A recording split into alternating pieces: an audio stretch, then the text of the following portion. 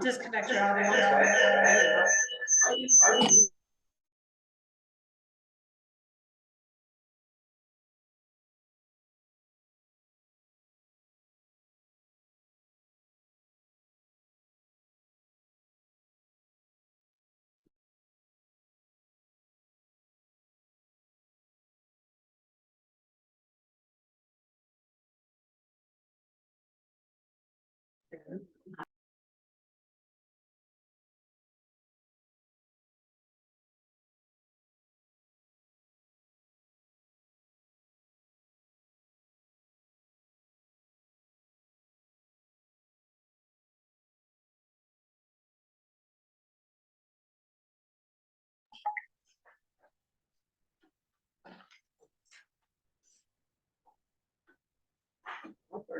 Todd, can you hear us?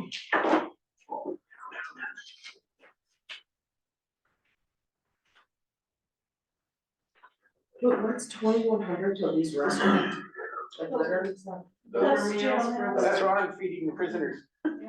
Wow. Go over there, you might get I sick. think that's I asked for something I don't foresee. I remember that one time when Lauren used to go Okay, so then to they Wally gave you provider, he was back in the day. it's automatically set. Oh, God, those guys eat pretty You good. gotta support our businesses too. And then. I suppose you have to, or somebody else. Oh, you know, yeah, Yeah. they go through it with you too, the DSCR. Is it recording? You guys all read the sign at the door?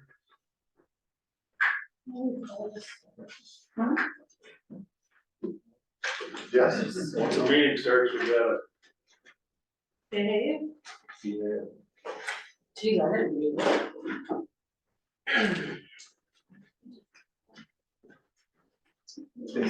Sign off.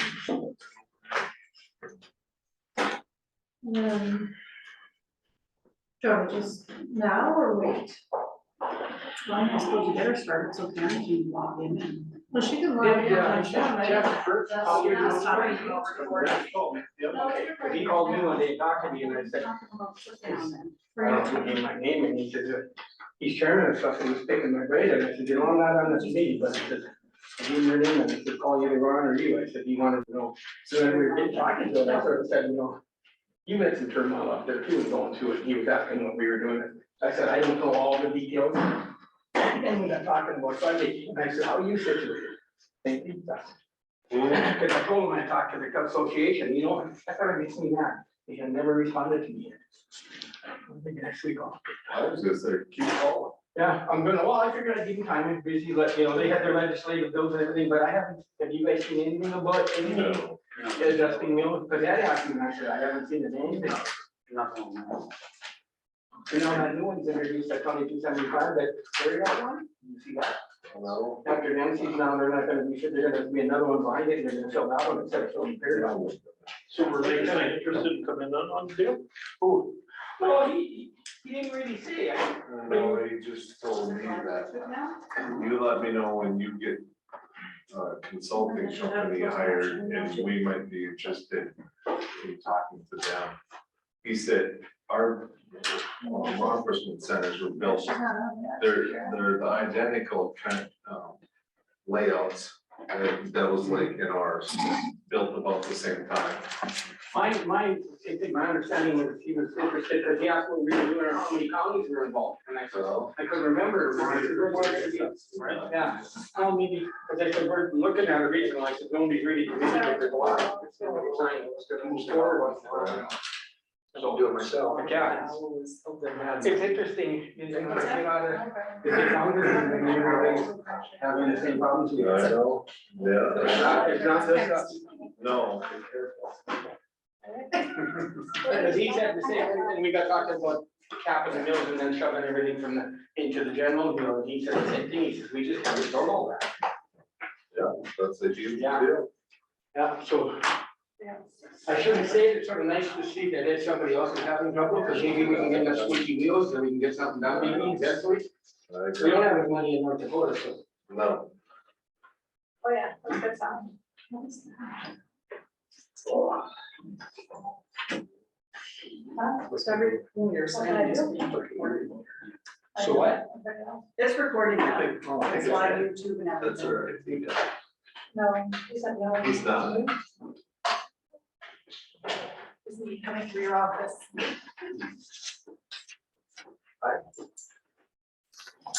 Oh, yeah, you have space too. Hey, Sherry. You know, this is some information. It's funny here. Organized here.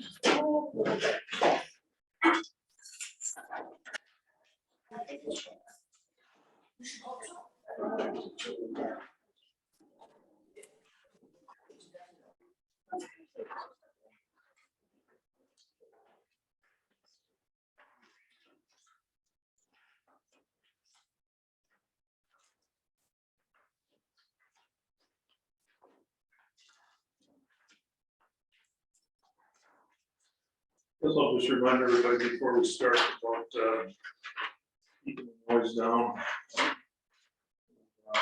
Just follow the rules of the order.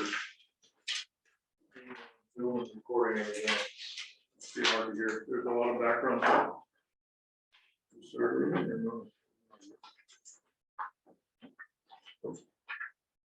you have 2 minutes left.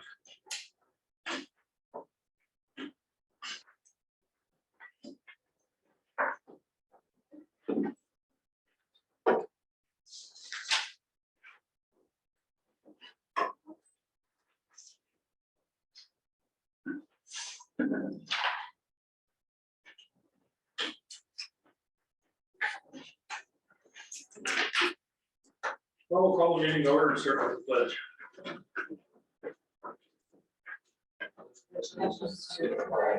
Of the United States of America, and to the republic for which it stands, one nation, under God, indivisible, with liberty and justice for all. Thank you. Additions to the agenda? Kristen? I'd like to discuss the use of the vehicle that's provided to Brent, to our emergency manager.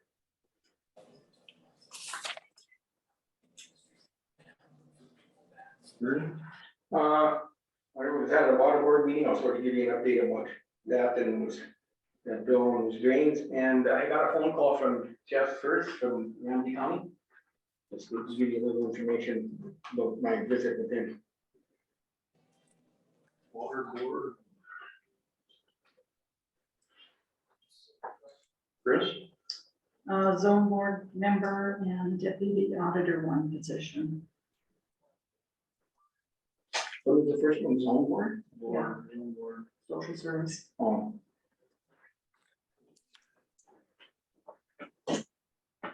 Amy? I had, you can just put a phone call regarding ditching water issues to talk about ditching. Something in the, like, relation to ditching. Yeah. Is that from Brad Soda?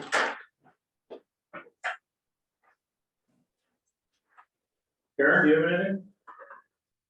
Nope. I guess I had a question from one of the towns, what we're gonna do with these buildings, that we've got them back on taxes, what our plans are. Would it be possible, Mr. Chairman, for everybody to pull their microphones up closer? It's really muffled. Something, I don't know. We are using the owl speaker. Well, it's not working very good. I get about half of what's, If we just speak up a little louder or no? that helps, and talk slower. All right. Thank you.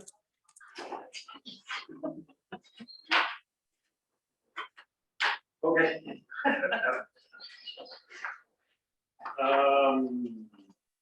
We have a motion to approve the consent agenda. Minutes, monthly bills. Also moved. I'll Second, second it. all those in favor say aye. Aye. Motion carried. Jerry. All right. Things have been kind of a blur in my office, so I'm feeling a little.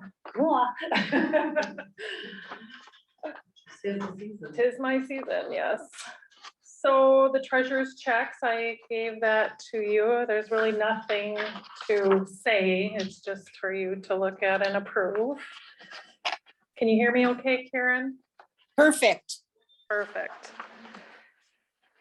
So the quarterly. In front of you. So we started out October 1st with a balance on hand of 14,985,251.95. We had receipts this quarter of $3,968,740.12.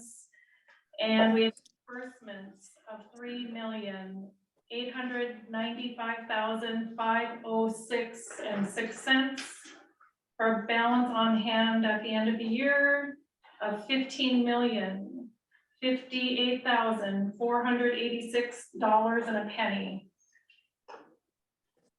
Pretty comparable to where we stood a year ago at the end of the year.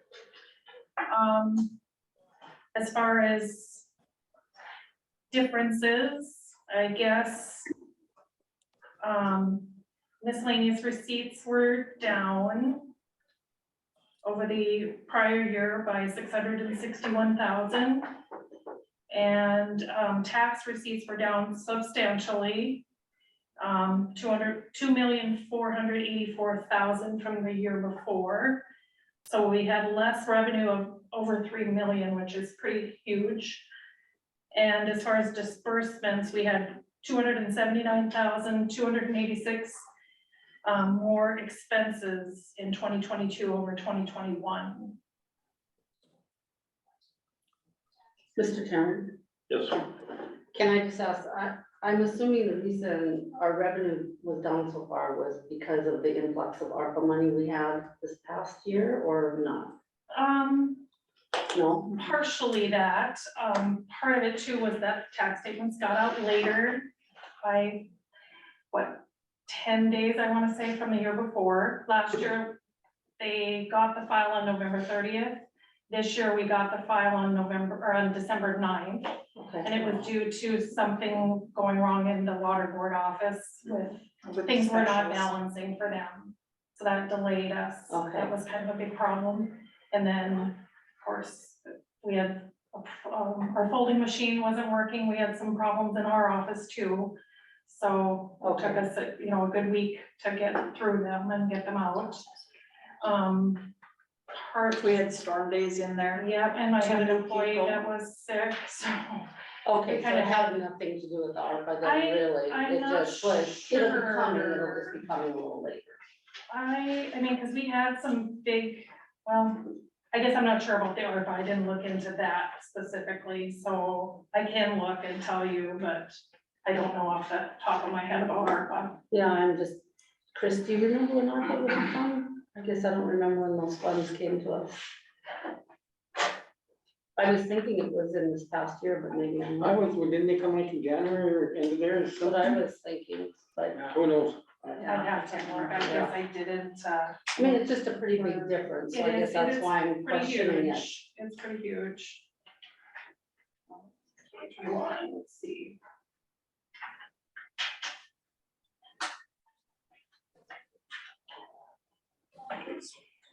It doesn't say anything about ARPA, so I don't think ARPA was. We got some state money, but I mean, nothing is huge, nothing. I don't think it's ARPA. So we just believe this money just didn't make it here in time. I'm thinking so, I think we'll see it coming in. And then I just did a comparison of the 6 months comparison of July through December of 21 through the same period in 2022. And again, there's less revenue. It's the biggest thing. It's funny, we lost that 6 months, we lost that revenue, but yet at the end of the year, we gained. Yeah, Yeah. It's just in the numbers, you know? yeah, and I mean, really, I think January is gonna be pretty huge, so in Mhm. February too. We did, just in case anybody's curious, we did get prairie dog funding. For the county, we got $4,330,164 on January 17th. What was So that? that's not into this picture, this is Yeah. prairie dog Yeah, funding. how much, 4 million? $4,330,164 for the county on January 17th, and then for the townships, we got $348,100.14 on January 27th. So that's the first time we've gotten that, right? So, Mhm. nice. Very nice. Mhm. And it was receipted, so it will be going out in their township checks this month. Yes. They will get their very That's much. by Friday, it'll be out. I mean, you were talking about the prairie dog money now, the next, It's just, I saw Karen, you probably know more, that, was it 2275 or something, where they're talking about now the prairie dog won't fill up or something, then they're gonna put is it some significant something on the end of it that'll fill up? You know, I haven't seen that bill, Ernie. Was that the one you sent out, Chris? It's in the Senate, so I just, Yeah, well, I I haven't, brought it up because it's sort of, when I saw it, I mean, it was Chris's email and I said, wow. And I guess if you can sort of track it for us, but I don't know what they're thinking there, but it's supposed to, according to the Senate deal, isn't it supposed to sort of help their general fund? So if they spend too much money or something in their general fund, that this significant, and I don't remember it all, I just read it quick today when she sent it, that it'd help them out again in their general fund and some other expenditures, but yet take the money away from us again. Cause the thing said it's not good for the counties, and I read it quick, I just thought I'd bring it up so people are aware of it. Mr. Chairman, I'm sorry, the first I heard about that bill today, you know, I'm on the other side, so I don't see everything, and if you want to know, you gotta get a hold of Senator Myrdal. So, Yeah. I mean, I can find out, but I don't know right offhand. I'll So probably be emailing or something, just to keep track of Yep. it too. that's the best. Yeah, in other words, they put another bucket in someplace. well, basically out of the bucket behind the prairie bill is, you know, in Bohemian terms, when I read it, that's what and maybe I'm not understanding it all either, but it's sort of, I just opened my eyes when I read it. Mr. Chairman, Mm-hmm. I think that's it, but go ahead. couple questions. So on this prairie dog, on the prairie dog funds, the 4.3 million that the county received, that basically is all ear tagged for the highway department, correct? Roads and bridges, right? Roads and bridges, Mhm. okay. And then the 348,000 that the townships receive, how does that get divvied up? Is it an equal amount to each township or? No, it wasn't equal. Imagine it would be to whatever levy or mill rate they have, right? I'd have to look at the sheet, that most of them got kind of the same, but there was a couple counties or townships, I mean, that got more. So I'm not sure how they determined I it. think it follows that. Population, or I don't Well, know. they always got a formula and stuff and they follow it, so. Yeah, Chris?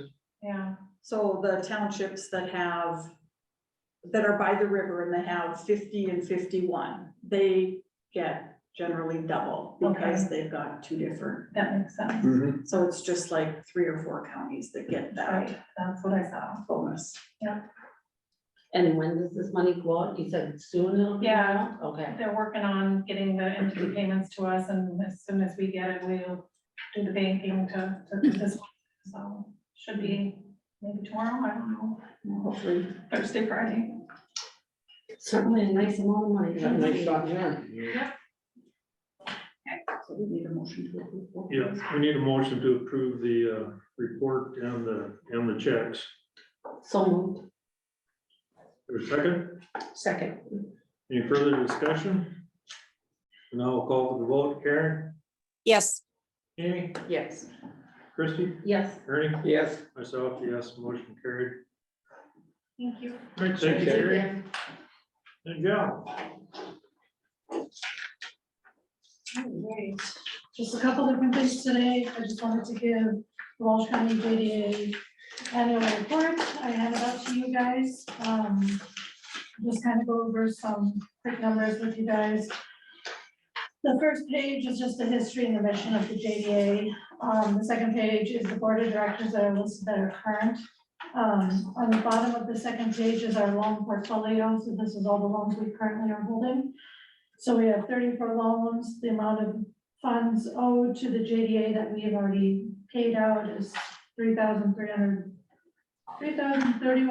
and I can't remember. 331,000. Thank you, Jesus. And then the leverage fund is 10.5 million, so that's the total loan value there. And then on the third page, it's about the flex pace loans that we do. These are the interest loan buy downs. So we have 7 that we did this past year, for a total loan amount of 2.7 million, and our contribution of that was 110,000. And it just kind of gives details about those individual ones. I don't know if we need to go into detail, but I'm definitely able to answer any questions if needed. The fourth page shows the grants. These are grants. The first half is the grants that were received through the JDA. Either I wrote the grant or somebody wrote it and used the JDA to submit on that grant. With that, we got $1.7 million in this past year with grants. So that was a pretty good year. And then grants given were 16,200, and you can see them listed what we gave them for. Next is our allocated funds. These are just things that we have coming up. They include the 532 Hill project, otherwise known as the incubator project, Walsh County Career Builders, the Grafton Housing project that's going to go where the elementary school was. We have a regional workforce talent attraction that we're going to be a part of, and then the Walsh County Child Care Center that's coming, and then there's more regional marketing efforts. And then we just included a bunch of pictures because people love seeing pictures.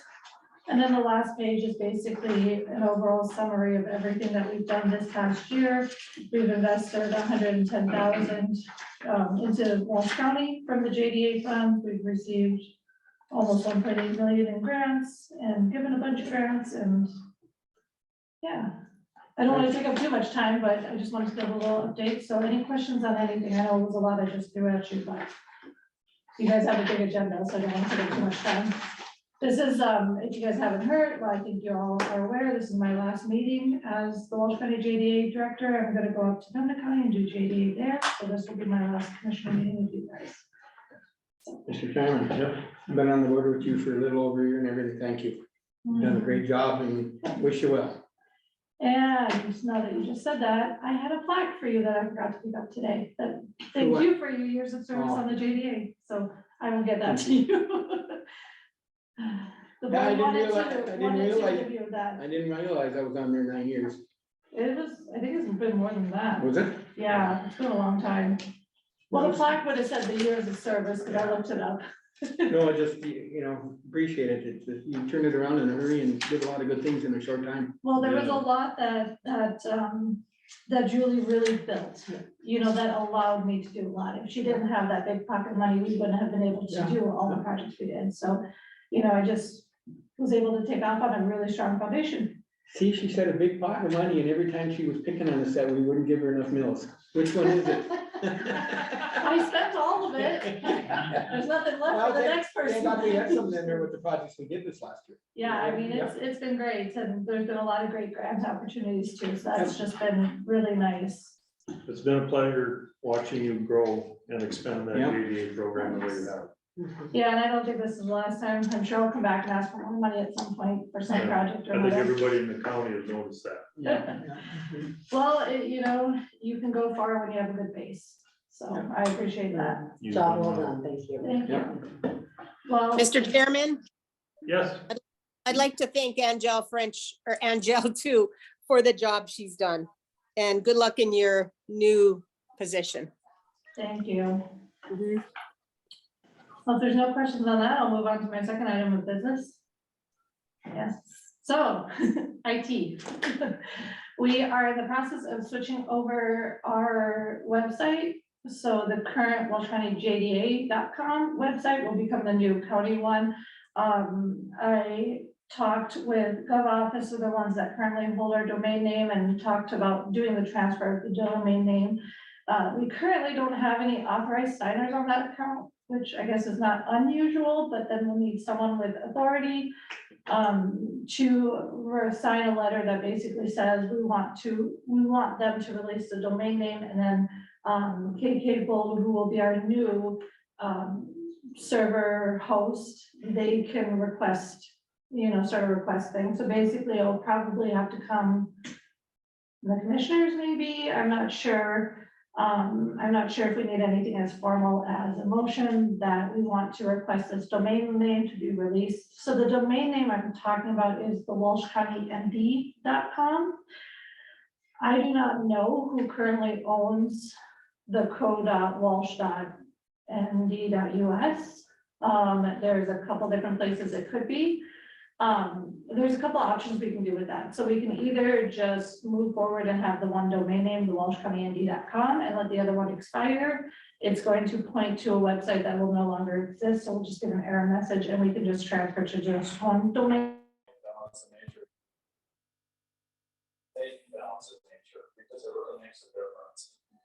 Start your journey to better health by going balanceofnature.com, and don't forget to use discount code Newsmax.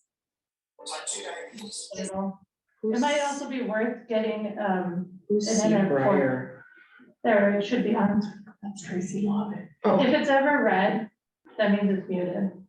You guys see it on the bottom. It might be worth getting someone to install like an Ethernet, so you can hook your computer up, so you're not on Wi-Fi, A direct line. a direct line, because that's what's happening is your internet's unstable, so it drops it and then comes back. So that might be something to look into at some point, but anyways, Yeah, I lost you guys for a couple minutes. so we stopped, so we waited. But, I just think the way technology is going, it would be important to have someone in charge of it and, somewhat compensated for their time, because it's not nothing to do, Someone has to be the administrator of the website. It's not a lot of work now that it's done, but it's still some work, who's in charge of the owl, making sure people can check it out, check it in, who's in charge of the projectors, is that buildings and grounds, or is it IT, these things, so I just kind of want to bring it to your guys' attention that pretty much when anybody did anything in the farmer's room, they would come get me and make sure I can set up that with me leaving. I'm just concerned that who is gonna fill that role. So, but I mean, it might be something that you can formalize a little more as like an IT, like you have that safety person, maybe you need an IT person that's formalized in that sense, that can kind of keep track of it. Yeah, I was gonna say, you got any idea of who does it? I don't really feel like it was my position to Right. pick someone. I just kind of took it on because I knew how to do it, and I don't mind helping people, but not everybody has the capability of doing it. Not everybody has the time in their office to do it, Mr. Chairman, I mean, there are remote options too, when I at my business use someone that he can remote in, he can, he doesn't have to be in the building.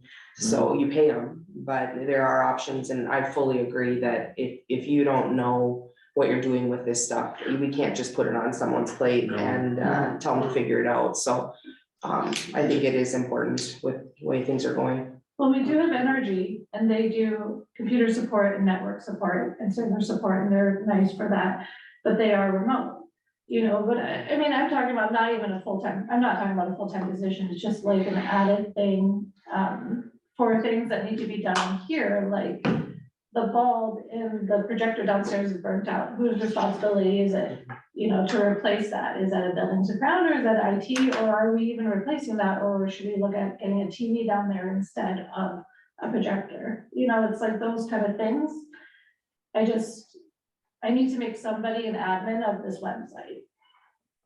And that's kind of where I'm running into problems.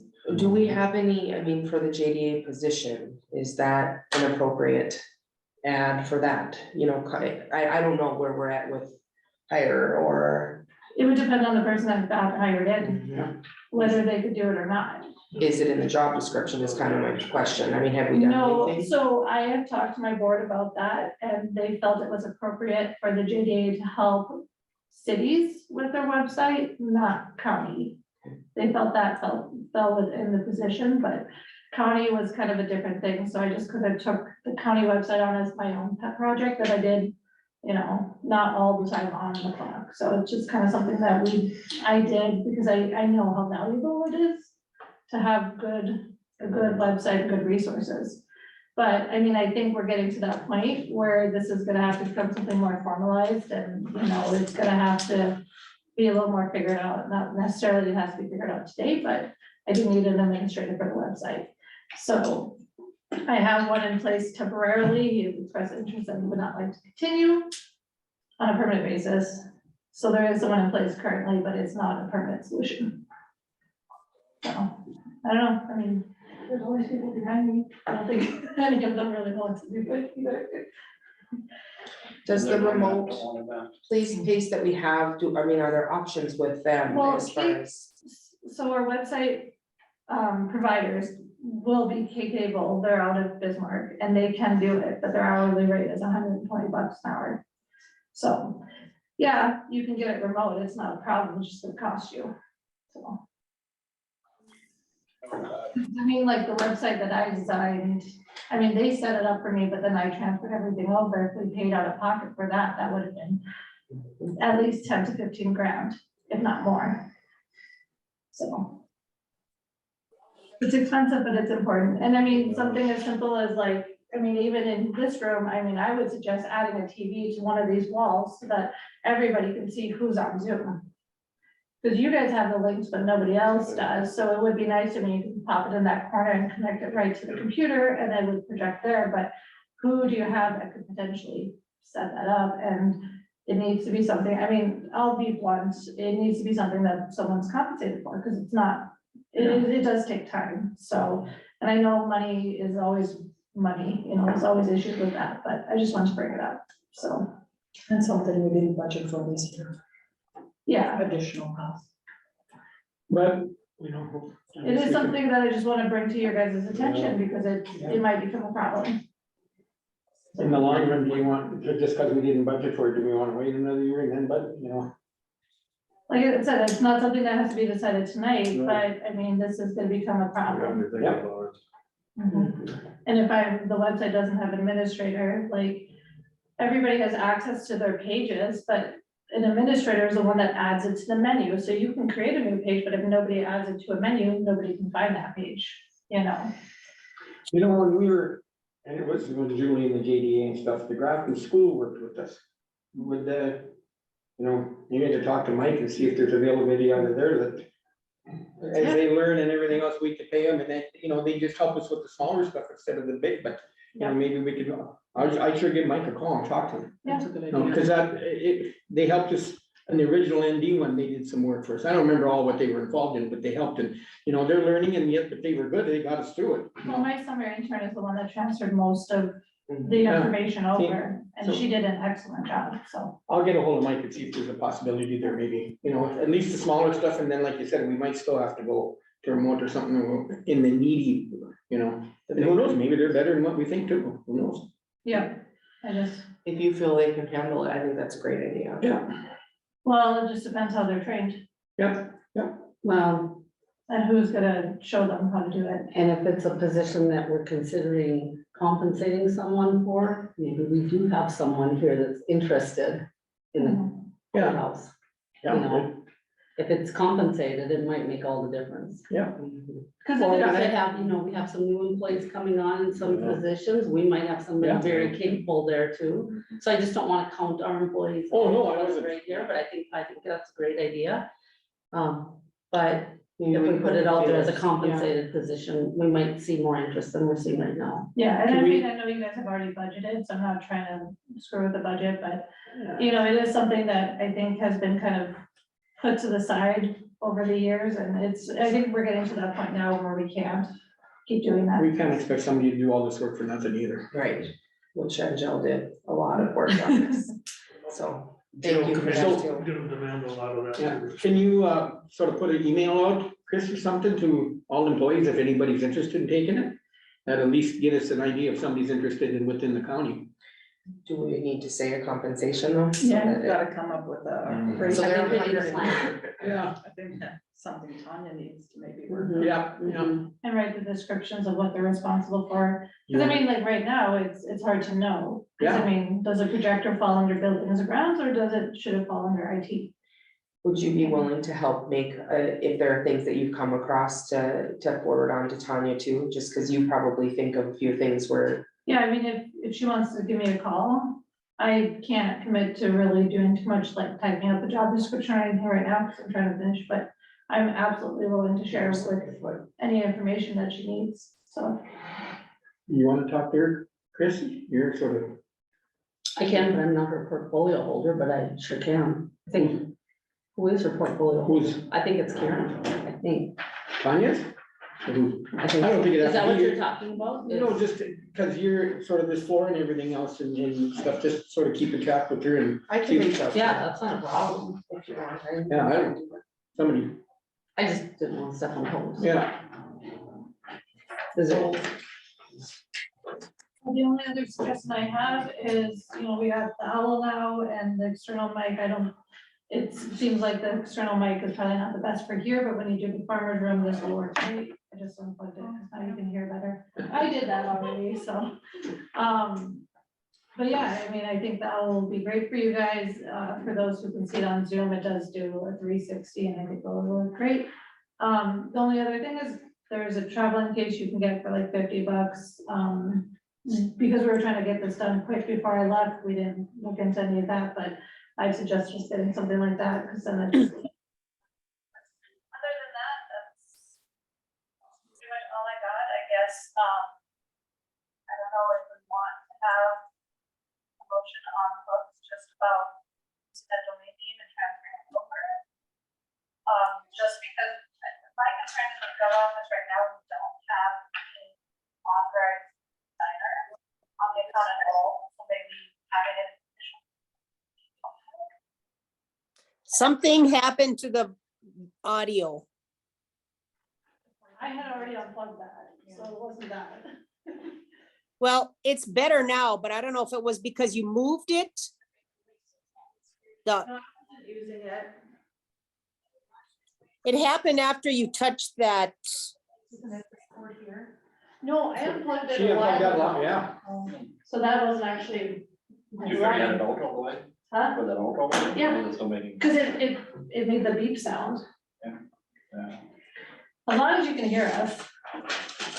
And just Well, like, I couldn't hear you, Angel. You were like way in a box. I can hear you now.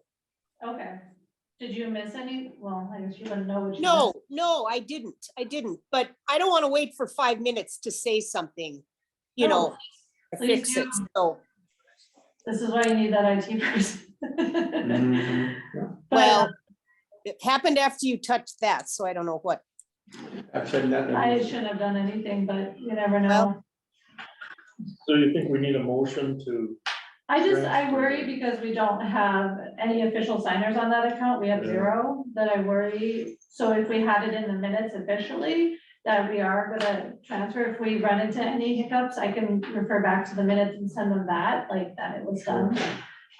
Maybe even put in there who's gonna sign the letter that we have to send them, like maybe it's you or maybe it's Chris that can sign it. I can write it up, but they said someone with authority and they didn't really define what that meant, so. I don't know, I mean, it's what you guys Yeah. think, but that's my only concern because I won't have another meeting to, I'll make a motion that we have, released the domain and then you sign it, Danny. All right, is there a second? Second, and then it just make sure it says domain name. Okay, domain name. And you'll draw it up. I'll put a little letter together and then just send it, it just has to be on letterhead and stuff, so, and Angela, is this the walshcountynd.com yeah. domain? And then at some point, someone's gonna have to figure out what you guys wanna do with that code.walsh, if we wanna let it just expire and stop using I it. think we do. Just let it go away.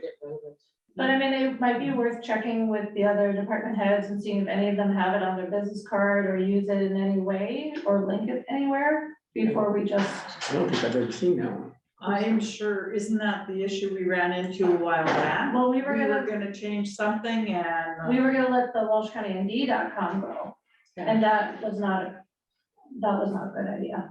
Because a lot of people use that. I don't know if anybody uses it, but it might be worth just an email out to the department heads before you go ahead and make that decision. Well, you said this one starts as co.walsh. I mean, anyone's Code.walsh.nd.us. searching.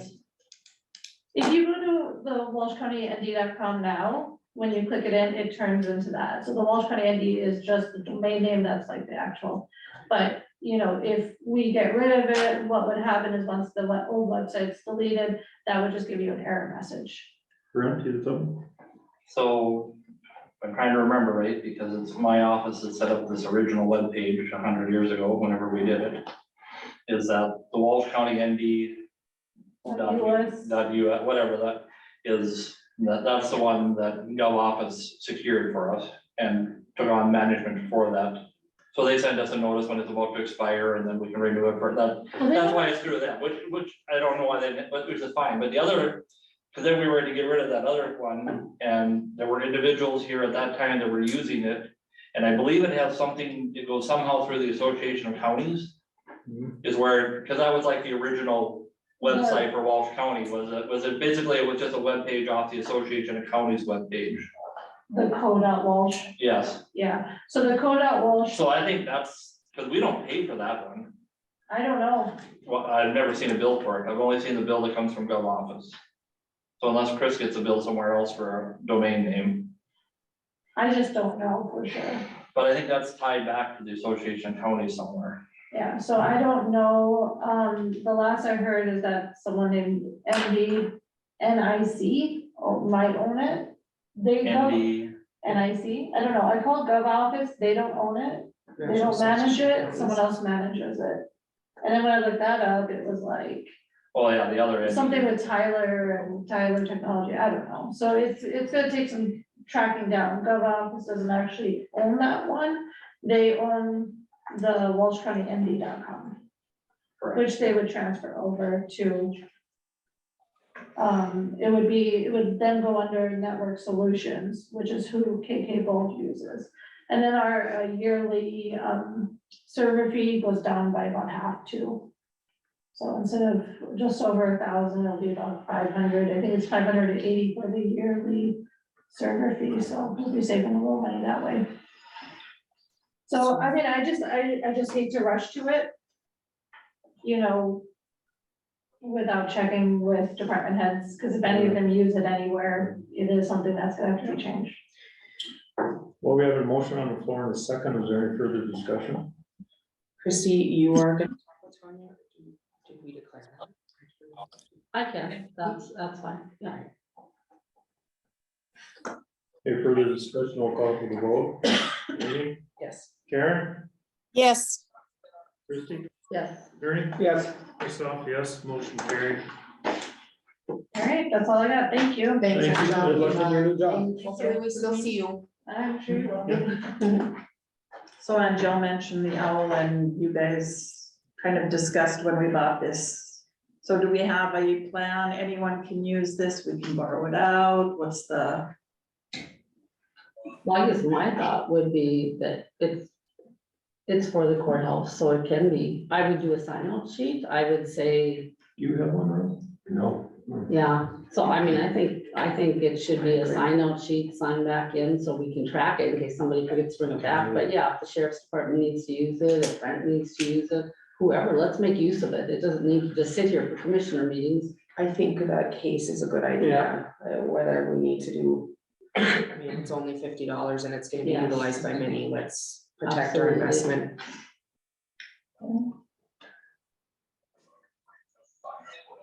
All right. If not, we'll move on to, any further questions? If not, we'll move on to Tracy. Hi, thanks for accommodating me. My partner Casey had a baby earlier last night, so I'm in the Devil's Lake office. I couldn't get there. But I'm here on behalf of the Walsh County Historic Preservation Commission. And I'm not sure if I need to kind of give some background on that, but historic preservation was a commission that was created through a ordinance that was adopted by the county in the late 80s. And we every year we fund our activities through a grant through the North Dakota Park Service, and it needs to be approved by the county commissioners because we are technically a county entity. And so I'm asking for you to approve the grant application as it is presented. And then after that, I need to also get some appointments for new commission members, and those need to be approved by the county, and then they're sent to the state for their approval as well. So I can answer questions if you have any, but I think the main thing here is this is no money out of the county coffers. This is purely an administrative thing.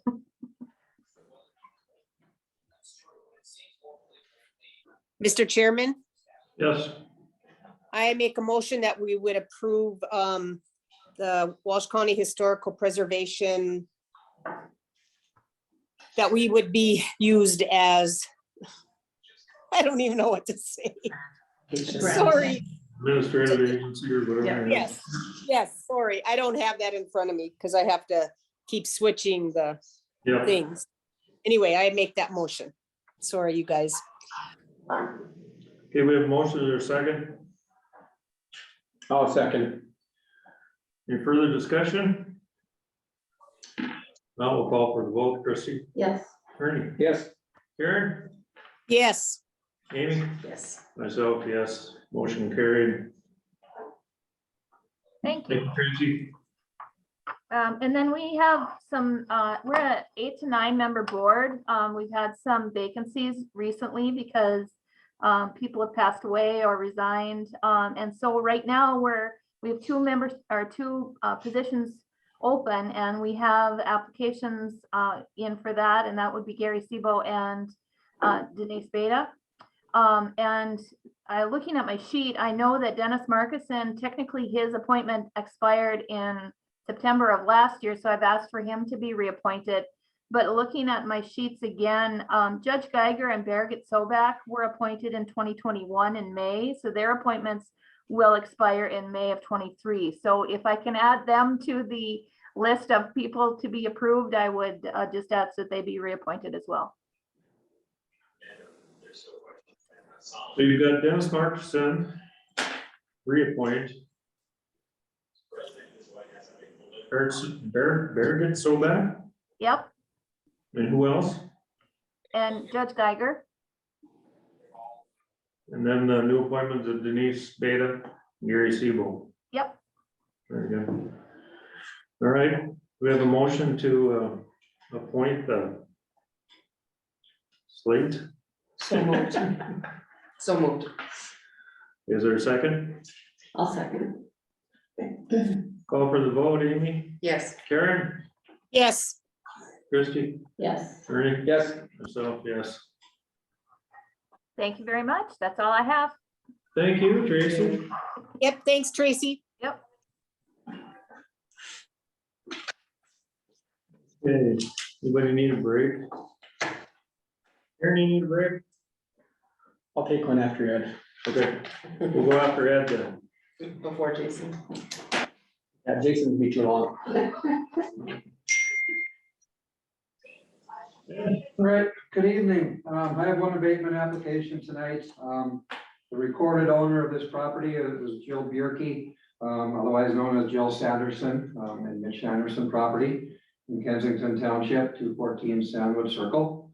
Filing the abatement for the 2022 tax year. The original approved value was $145,000 for the tax year. They are requesting that it be reduced to $105,000, which was the value of the previous year. They feel the value exceeds the true and full value of the property, and that they weren't properly notified with an increase in assessment. So I did search our records in our office, and it was discovered that indeed they were not properly notified of the increase of the assessment during last year's assessment cycle. as required by Century Code. So since the property owner was not correctly notified of the increased assessment, it should revert back to the previous year's value. Kensington Township did approve this abatement application already. So as a tax director, I recommend that the commission also approve a motion to reduce the true and full value of this parcel to $105,000. Is there a motion to approve the abatement to Joel Sanderson? I'll make a motion. There's a second. Second, Any further discussion? So it's more or less a technicality. Yeah, it was an error in my office, and didn't get them the proper notice, so. Any further discussion? Now we'll call for the vote. Ernie, Yes. Christie, Yes. Karen, yes. Amy, Yes. myself, yes, motion carried. That's all I have, unless you have anything for me. How's the job hunt going for your office? We are interviewing 4 candidates on Thursday. 4 of them. Good. All of a sudden, our application numbers are going up. That's good. Well, that's thanks to Ron's pool. We got some Yeah. carryovers from Ron's pool that Hmm. Tanya reached out to and said they'd be interested in applying or interviewing for this position as well. So Now it shows there's interest in the county jobs again. there's some, not as much as we would like, I think. but, Yeah. I think, Chris, am I not mistaken, you may sit in on some of them for your potential open position as well. We don't have to make them come back a second or third time to interview. Good idea. Very good. All right, thank you, Ed. Thanks, Ed. I'll take you up on that break. All right. Is the owl gonna follow me? You don't have the eyes on you. They're right there. What do you got there? We'll take a 5-minute break. I said, is the owl gonna follow me? Do you have eyes on your side too? Yeah. Mine winked at me a couple times. Oh.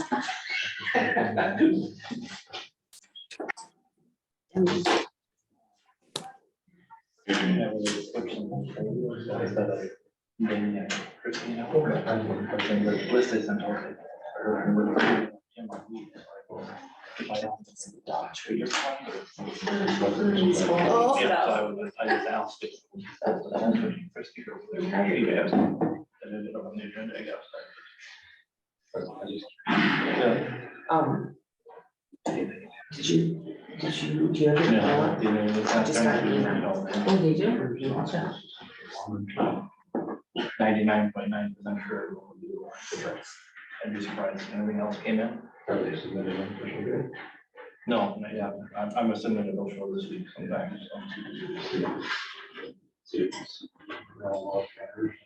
Wow, it's, Wanna get anything? I mean, they're like everybody else. I mean, they're still selling, they're still providing it for basically the same price they did when they started 10, 12 years ago. Check on my. It's like, yeah, mixed, but that's not so weird. It's increasing it slowly every business cycle where instead of trying to, Okay, you know. Let me see if Pretty good, okay. Yeah. no, I don't have that either. You know, started going, continued to grow the other way. Yeah, of course, they're. And I don't. Seems like at the board meeting, it was some stuff, the chemical prices were going down, but I don't think. I'm gonna roll It's that. not- Not reliable. You have a great job for you. It's the longest one ever. Really? They could smoke with. That they're. I don't know if not- it's I they're maybe not- from what I've been told. Danny said I know he Certainly not. Yeah. Well, there's another bag here. That's why you shouldn't leave. I'll find it. So Got it. whether they're gonna I'll come find- in at. This is here, and send it via that way. Yeah, I don't know. I actually took these out at 3 o'clock and Your put them in the board on windows one, and they gone. Yes, yes, that's fine. Take them, Jason. Yeah, I'll ask them. Yeah, okay. All right, we'll call the meeting back to order. Jason? Good evening. Hi, Jason. I guess one big commission meeting, felt lots of items to bring up. The first one on my agenda, Wade, Councilman KLJ is here to discuss, is just an update for you in regards to the Fort Bridge project that's upcoming. along 19, just west of Fordville. We thought we'd be able to do a bypass around the township. With that, we're looking at more, and the road doesn't meet safety protocols to do that for widths. So we are going to have to go and do a bypass next to it, or a detour that takes us up to 15. Yeah, just with the sign detour being so far away, concern was that no one's gonna probably follow it. And we met with the elevator and they kind of had some thoughts on the routes that people would take. Jason drove one of the roads, I drove the other. One of them had a narrow bridge, the other one was a kind of a blind hill coming in there. And just the safety risks of, you know, what could potentially happen. Granted, if there's a signed detour, it shouldn't come back to the county, but you know, either way, you just don't want to see it. So we worked with the numbers to try and make, you know, we have to widen the road out for guardrail. We'll need material for that anyway. I think we'll be able to phase the construction to be able to use some of that material that's part of the bypass to build the wider shoulders to get the guardrail to work. And we'll need to have culverts to be able to pass a 2-year event on that river. So that's a pretty significant culverts. The plan is to have a note in the plans that the county retains the culverts once the project's over. So then they'll have some culverts that they can use, whether it's under a different township road or a county road. You know, with them being substantially sized, it'll likely be a new one. And so we'll just have it spelled out what they need to take care of when they're installing and removing. It's similar, we did it for, when we built the Forest River Bridge, we did a bypass there. The county kept those culverts as well, so. So it's sort of gonna be just like the Forest River one then? Yep, it'll be very similar. That worked well. Yeah, it did, yep. And, you know, just the maintenance of trying to keep, even if it was just those couple miles, if we have a wet year, I mean, that's a pretty big task. And your county, you don't want your county blades busy with it, and your contractor probably won't keep up with it enough, so. Just weighing all the pros and cons, the bypass right next to the bridge kind of came out ahead, so that's what we're planning to proceed with, so. Just want to give you guys an update on that since I've been in here talking about it earlier, so, yeah, make sure you guys are aware of what's going on. And we did talk with the co-op there, and they were happy to hear that there would be a bypass right there, because with their new fertilizer plant, they're excited that they're gonna have a lot of traffic in and all, Yeah. so. Yeah. When do you plan on starting on it? So we got our cultural concurrence back, losing track of weeks here, but, a little bit ago, so we'll get our environmental document submitted hopefully tomorrow. It's gonna be a push, I'm hoping to get it bid in June. I need to talk with the DOT about that, because the other side of that is the prices that we're seeing for concrete box culverts have almost tripled in the last like year and a half. Really? We just had a project in Pembina County that we rejected because it was too high. So at the county engineers conference last week, I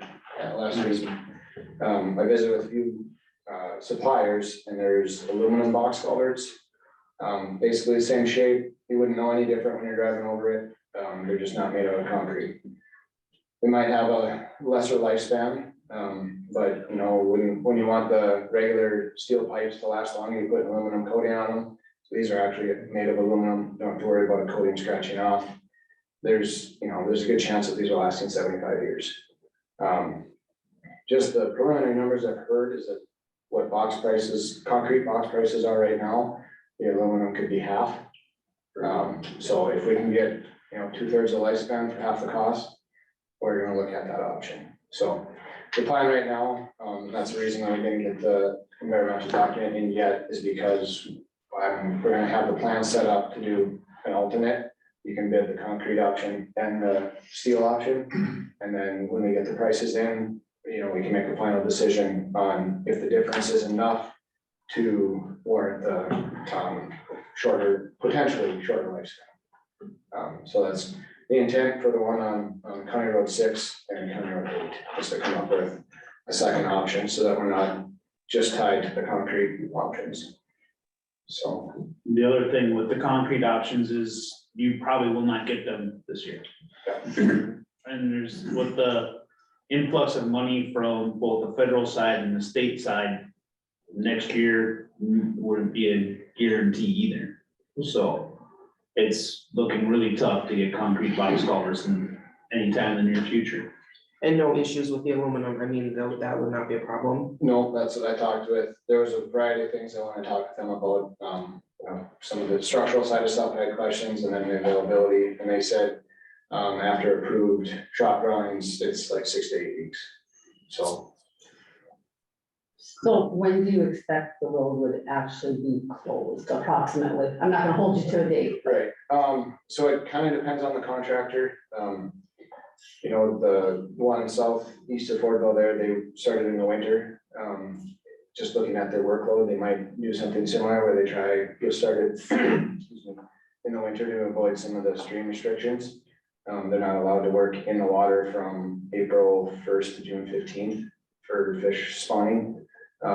So you're talking this winter yet, or now? Potentially this winter. Potentially this winter, okay. Yep, so if we get it bid in June, it would be under contract by July.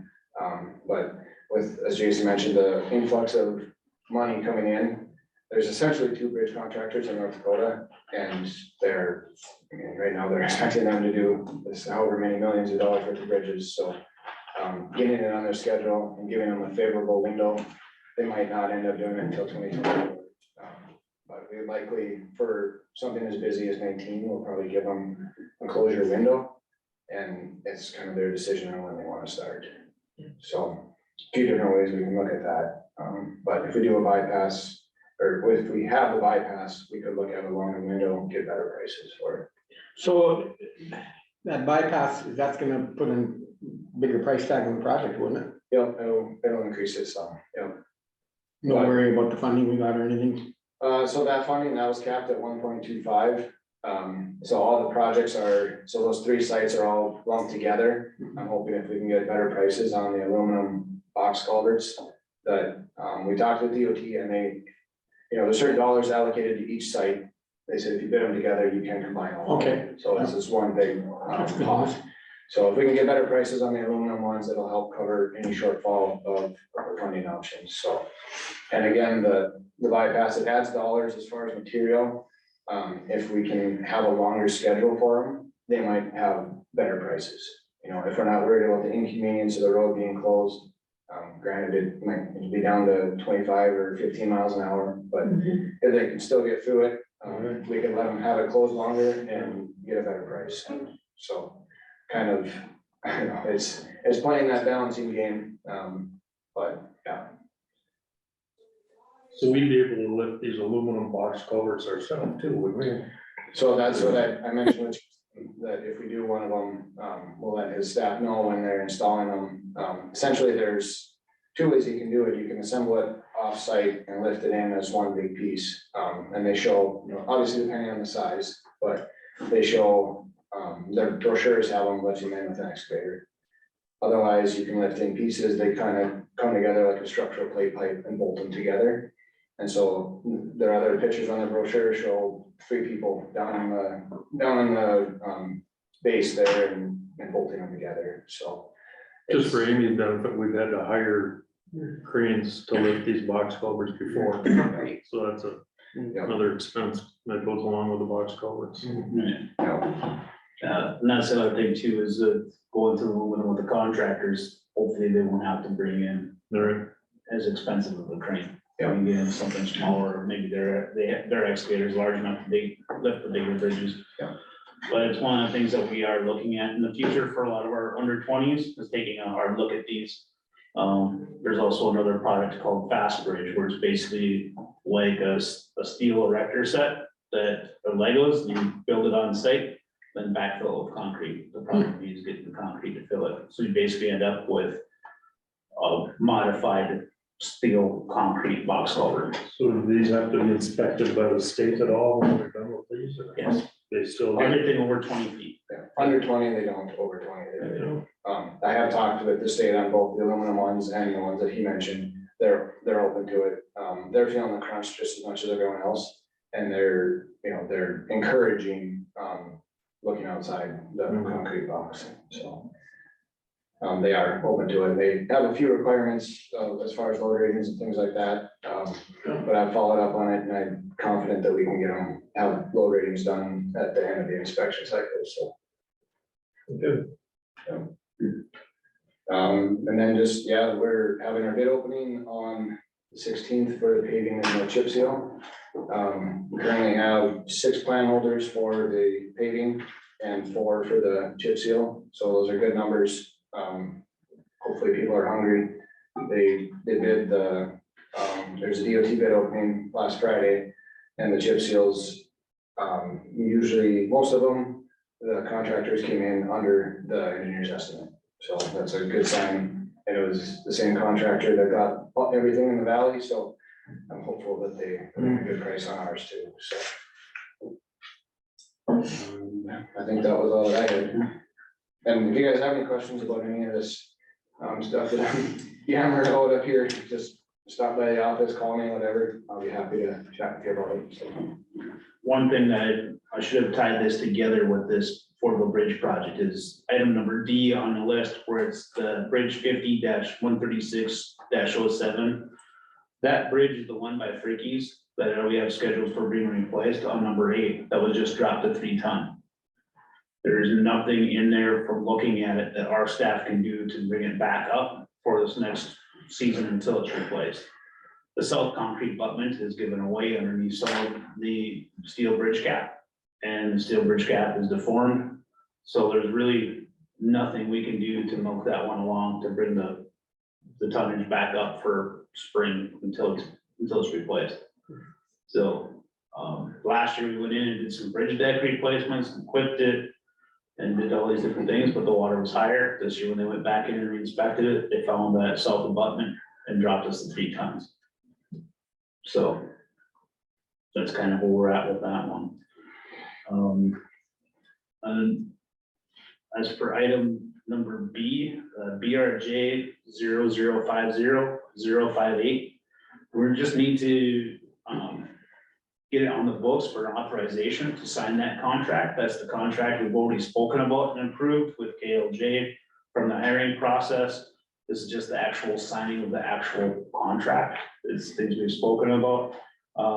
This would be for the replacement of the Thorson Bridge and the one that got washed out in the flood. So we'll need a motion for that.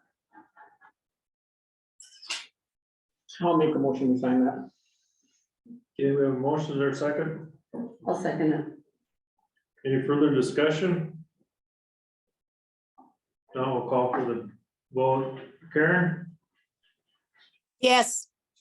Amy, Yes. Christie, Yes. Ernie, Yes. myself, yes, motion carried. Wouldn't be a commissioner meeting if I didn't bring a bill for bridge inspections. So we got 2 of them for signatures today. The first is for BRC BRS 009901 for $3,829.15. That was for inspections of 6 bridges. The second one is from BRC BRS -0099-015. That was for $26,246.75. That was for the inspection of 17 bridges.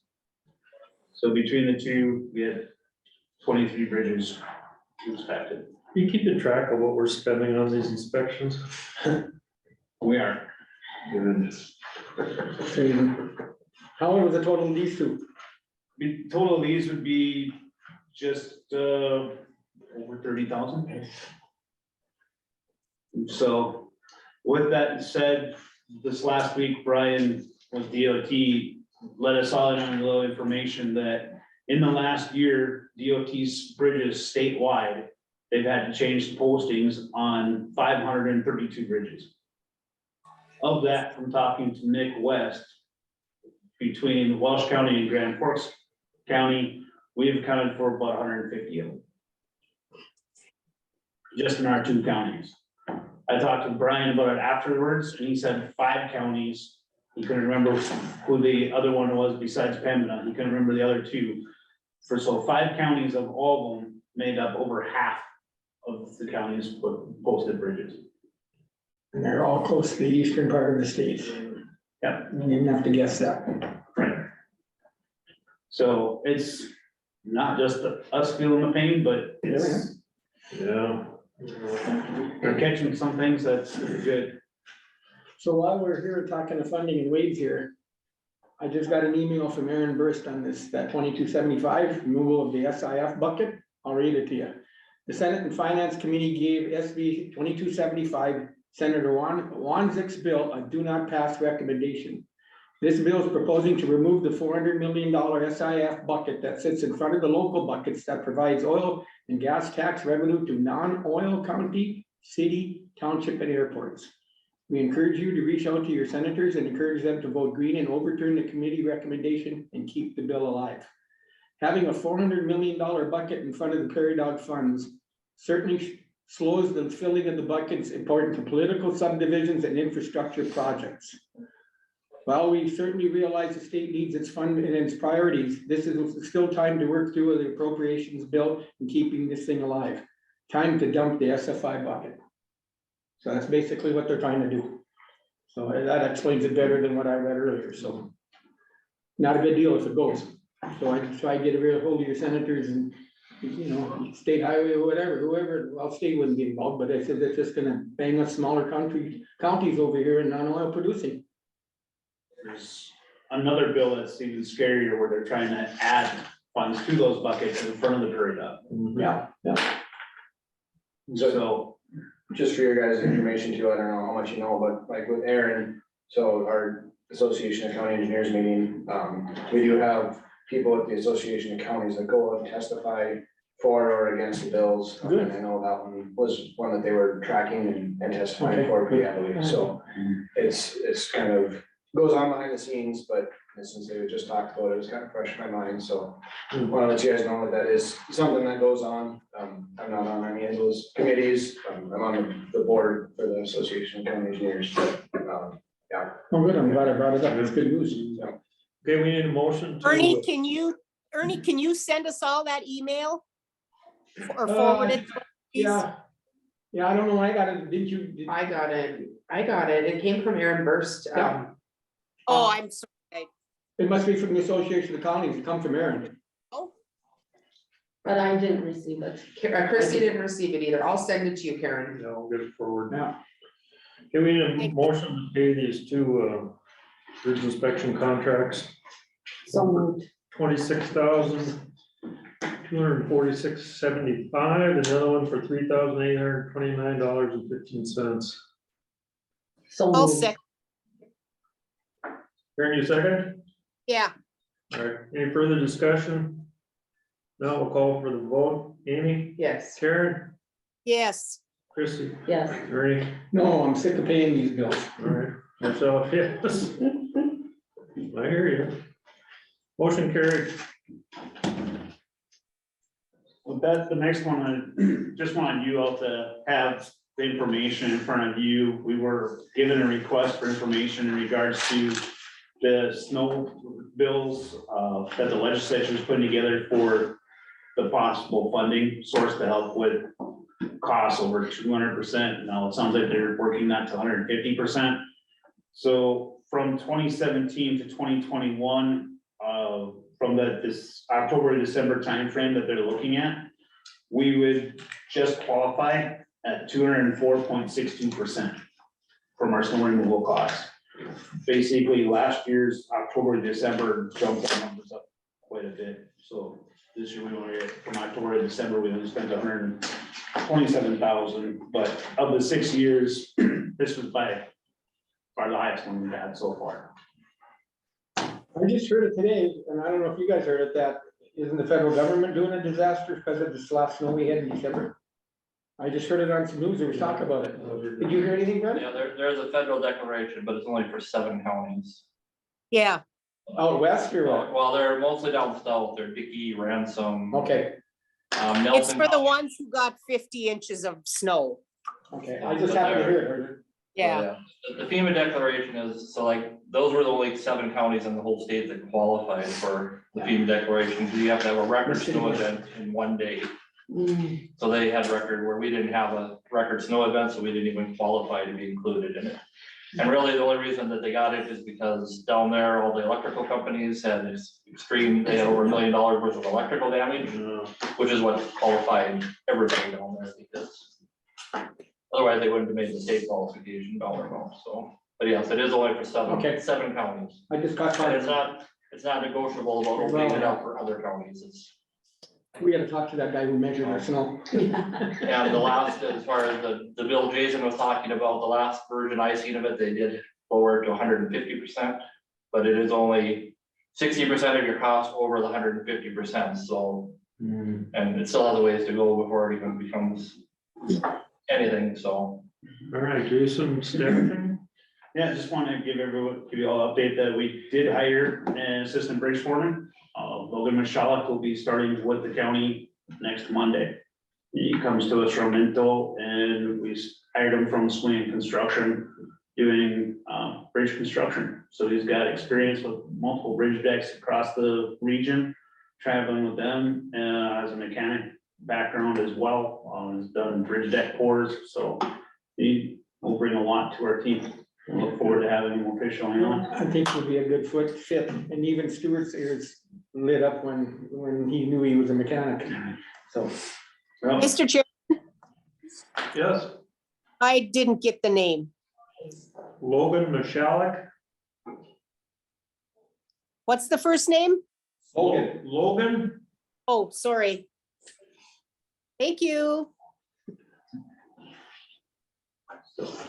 Next one I have is a shop rental. Shop 7 has been rented out since it was basically built, and this we got with funding between the county and the Livestock Association.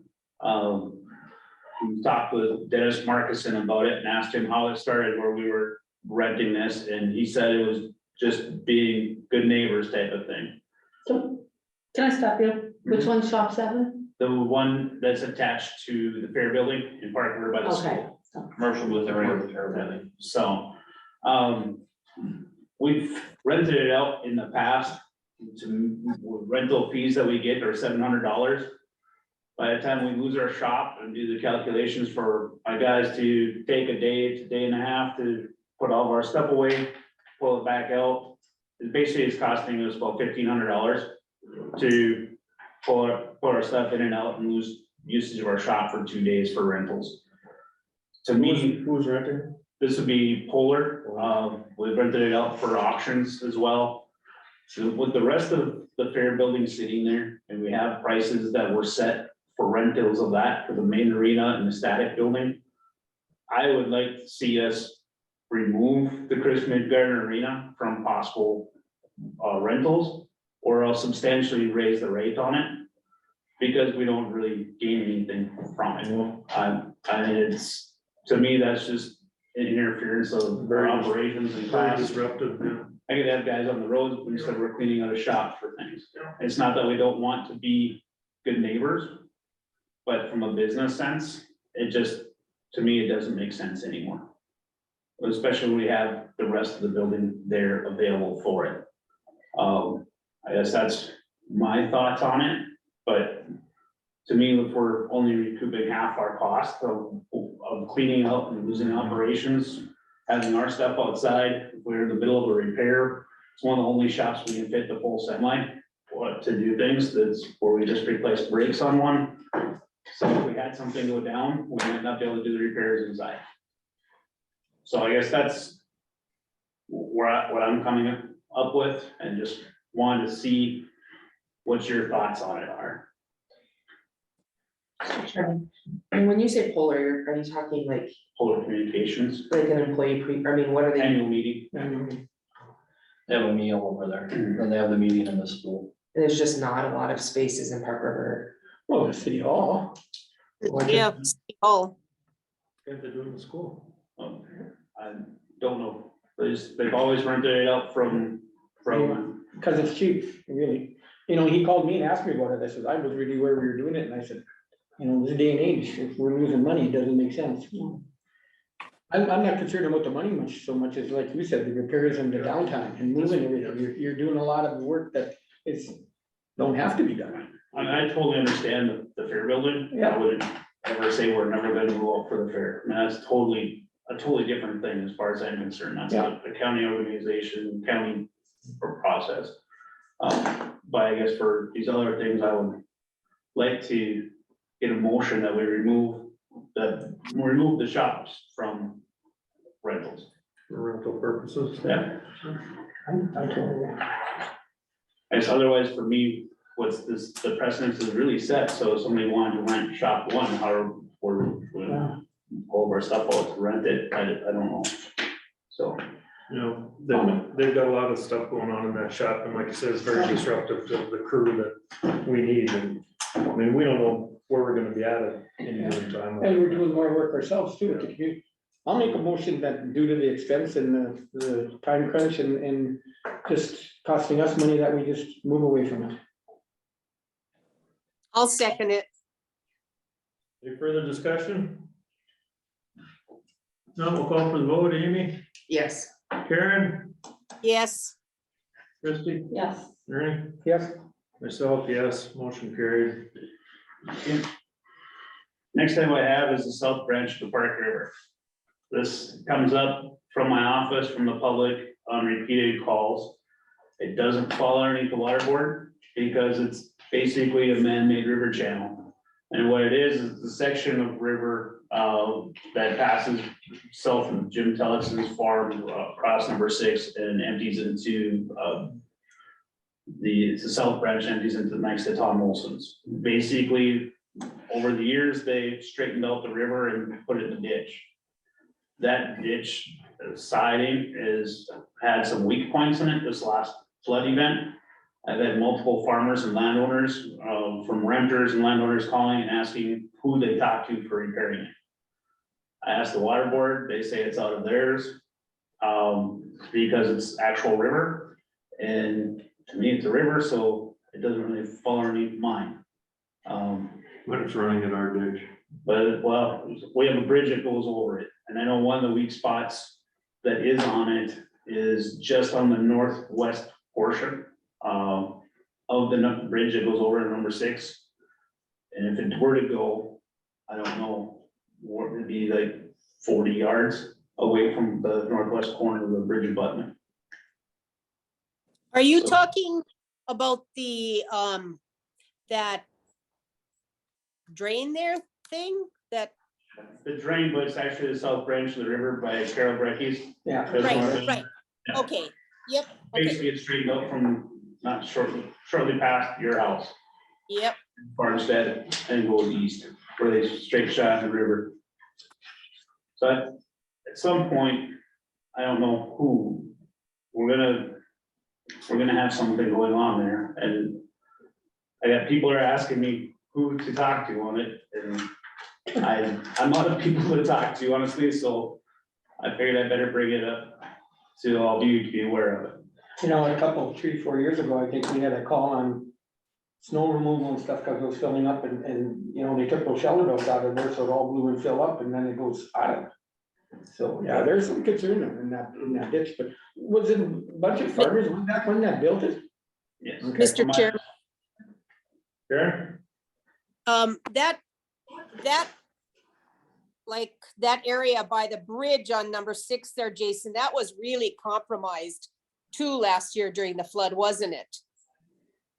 It had weak spots that we're showing, yes. Yeah, and yeah, it's like, who's gonna take care of it? So, yeah.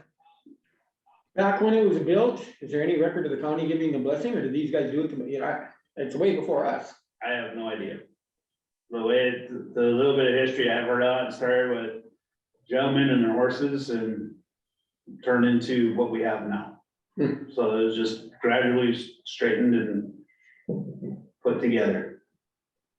So. And the water board wants nothing to do with it? It's the river, so water board says it's not in their responsibilities.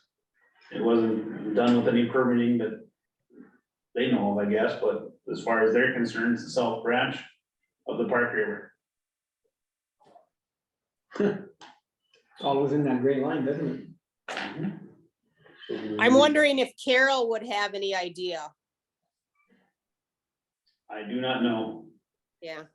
Carry any weight even if it was. I mean, Yeah. this gonna have to be state's attorney make a decision on this as to, or who did it. I don't know, they'll have to come talk, talk to us. I know back when I was talking about those trees and there's some criticism.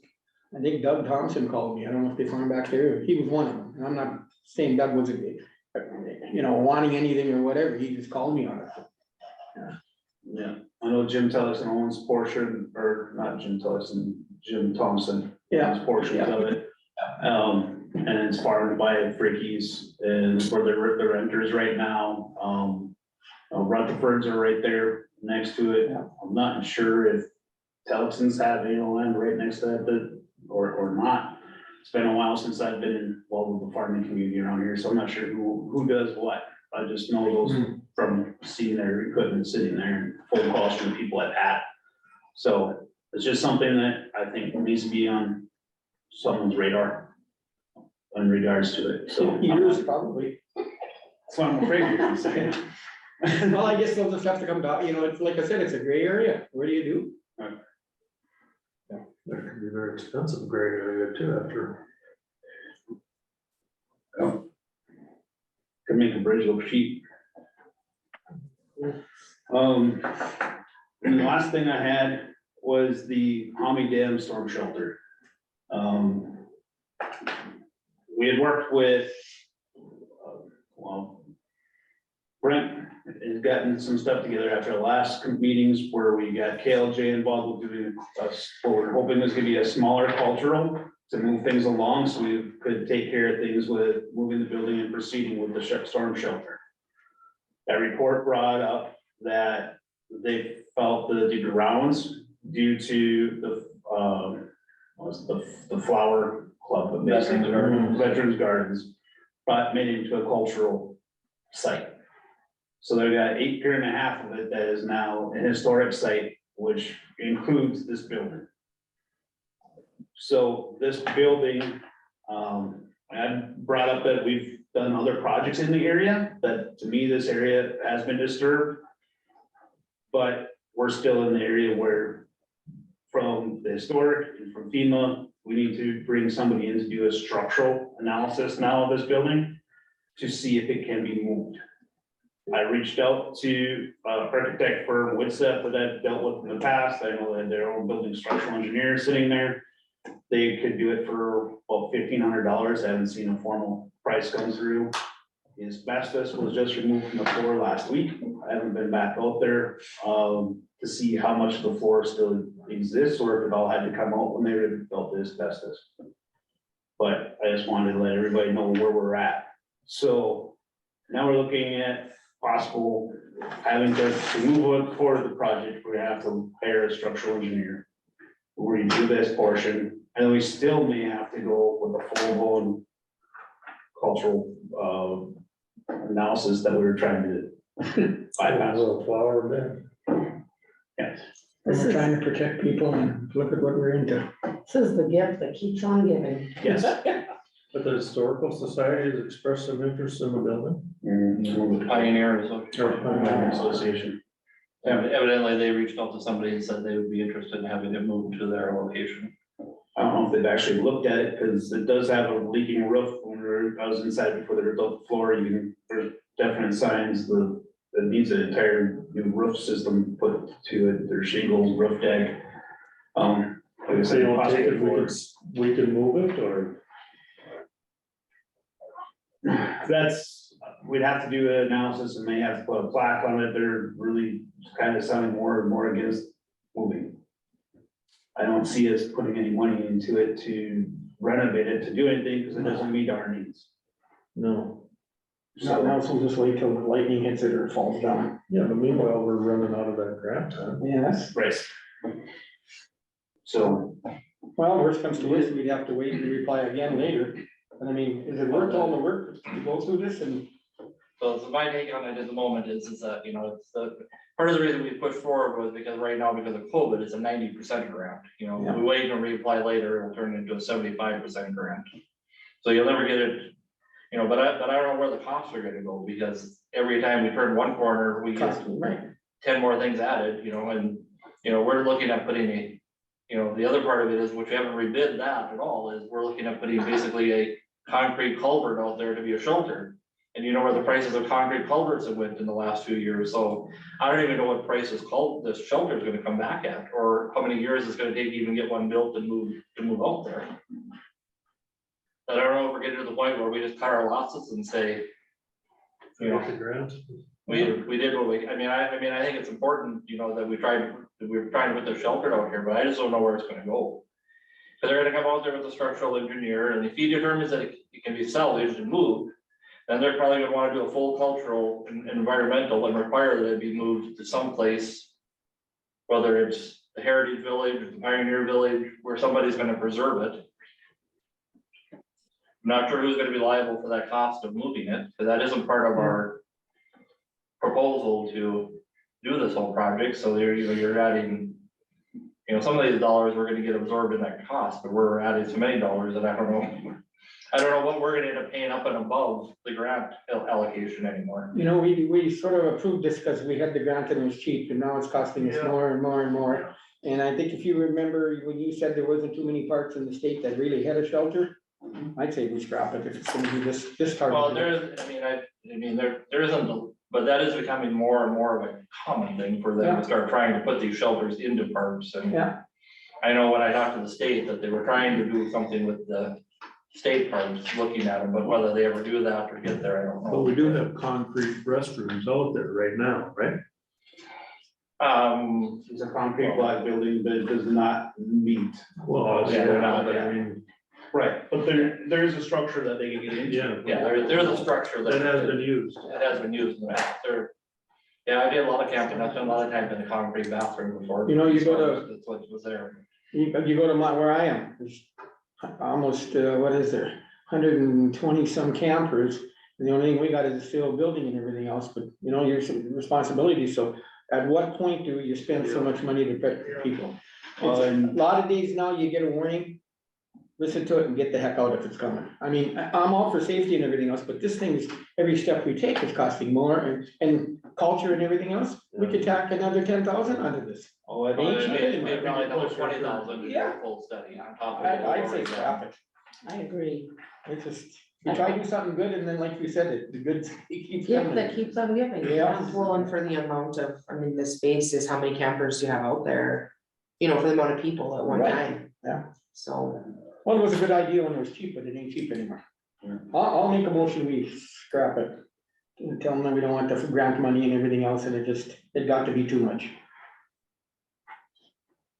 I'll second that. Okay, there's a motion and a second. Karen, did you hear it all? Yep, Any further discussion? Call for the vote. Karen? I'll vote yes, but I wish we could do something. Amy? yes. Ernie? Yes, Christie? Yes. Myself, yes. Motion carried. it's too bad, the original thing was a good idea, you know. I know. The only other thing I don't have on there is, in regards to Humvee. Would you be interested in having that annual, or having a park board meeting prior to the next commission meeting? Or the one after that? So that we could take that and have that, knocked off the list of things to do. And you are 5 of the members of it, so if it worked for you, I would reach out to the other members and just let them know we'd be having it. Yeah. Or have it as part of, I don't know how you wanna do that, but. We used to have them in here, didn't we? We had them out in the park in the summer, but we had one. We've had them in here before. Yeah, Yeah.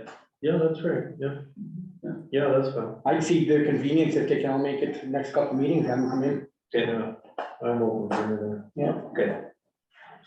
Sounds good. With that, do you have any further questions for me? Did I get everything signed online? Yes. Yeah. Okay. Yep. So we're good with that one. So, I have one question. yeah, Do you have any open positions or have you filled them all now with this last highway one? department's full. Okay. The only one I have is an assistant for, the cleaning of here, for the janitor, and we have had a couple, Mickey's had a couple people talk to her, but we still have no applicants. Interest is real low, we've had through Indeed, whatever else, we haven't heard of anything, so. Could you possibly, well, I know that's a little ways away, but don't they have that work study through the school here in Grafton? Some type of work study, I mean, maybe we could snag a high school kid at least for the summer months, if we can't get anybody else. I think if you talk to my counseling. Yeah, I'm hoping if we can't get, I was hoping maybe, I don't know how I would, just a part-time seasonal for it too, I don't know. I gotta do something for it. We're not really, we've got the requirements set as low as we really can. All you really have to do is have a license to come in and do it. Well, I'm wondering if they couldn't even work it out with the school year right now, maybe we could get somebody, but just a thought. I can call and find out if there's anybody looking for any positions. Mr. Chairman, Amy brought up that ditching and Brad called me. I think it'd be a good time that Jason here to talk about that. Oh. So Brad Suda called me and he was referring to County Road 4 over by Cashel to the county line. Okay. North Oakwood. He just, Brad, my husband told me this as well, that Brad's kind of the ditching king, or he's very much for, but so whatever this is worth, but he just said, he goes, Amy, it's not hard to do, to get permits, etc. His feeling was to encourage farmers, if you will, to do some of it. He, talked about because he's noticed several soft spots in that area. And he said there was a space that, he goes, Jason would have to pour money into to keep the road up. There'd be degradation with the soft spots, and it's because water was there. And he said, I've done some ditching on roads and we haven't had issues for 20+ years in some of these areas. So I'm not sure the answer, from a perspective, he talked about Priggies and Emmanuelsons as farmers, out there.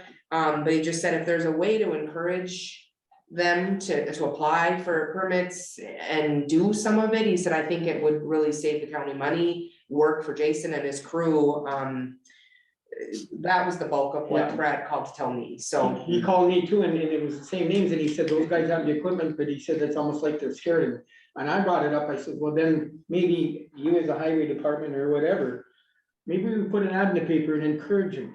That, it's not only good for you, but it's also good for the county roads. Come talk to us, we'll work with you, and let's encourage ditching instead of, because everybody's always afraid to get a permit. But maybe it's the time we put something in the paper and encourage them from our point, because dang well, it's gonna help our road. Yeah. So I don't know if you agree with it or you guys. Just be careful what we wish for. Yeah. Right, I know, Are we talking clean out? What are we talking here? It's just to get the water moved, Control, it sits there. well, yeah, it's. Right.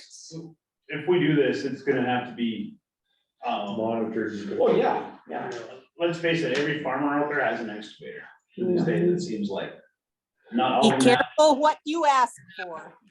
He talked about that even a few ditches of how they're semi-dangerous. So I mean, I fully think that what we encourage is that they apply for the permit. That's my For point. you to know what they can. All and the can't do. farmers, regardless of where they are, when they're working in a county road, because we had it this last year.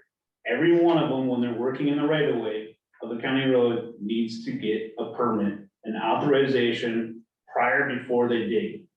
They also all better be making sure they get the one calls taken care of, so they don't get a nice hefty fine from forward and they taking out a line.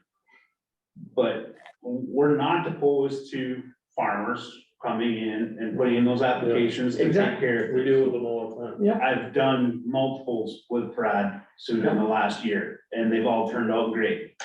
There is this problem area up there with County 4 where we know we have subgrade issues, and it is due to water. Yeah. It's no different than really what they've dealt with on 12E in the past, where we've gotten some of it taken care of, but there's still the issues. Yeah. So. And maybe I worded it wrong, we'd like to encourage it, but yet you can't make them do it.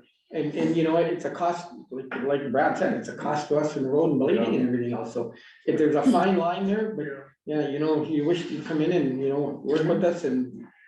Because it's not good for them either in their field if the water sits there, I mean. So, yeah, so I don't know what the answer is, you know, Communication. yeah, some of them are afraid to do it, so. Right. But at least we brought it up, Amy, yeah, and there ain't always a right answer. Yeah, hire Brad to go do. I don't even. Anything else for Jason? Thank you, Jason. Thank you. Thank you, guys. Thanks, man. Thank you. Thanks, Jason. Thank you.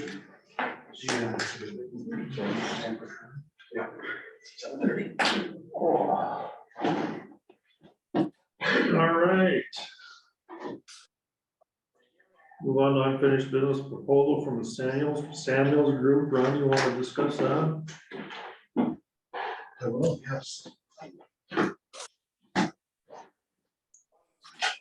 We all had a chance to read the agreement. We discussed it in the jail committee meeting. And Sid from the Samuels Group is available for a phone call now if we have any questions about the agreement. As you can see, the first 3 pages are the agreement itself. And Kelly's looked at that and there are really no issues on her part with that agreement.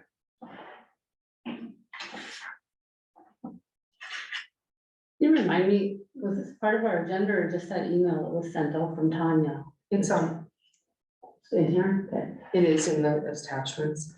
Ron, I remember someone saying something about the owner on page, I think it's the first page actually, when it says Walsh County Board of Supervisors. Did Kelly? It was changed, and I thought Tanya sent a new one out, but if she didn't, she said it has been changed already, yes.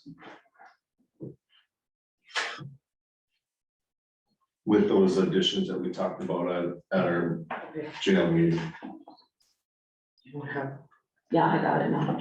Was the committee in favor of going with it? Yes. If you look at Exhibit A, which is I'm trying to get it open, even in the conference.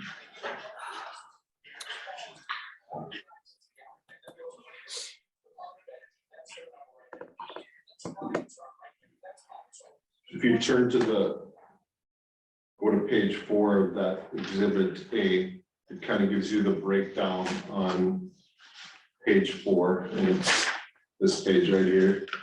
You can see that.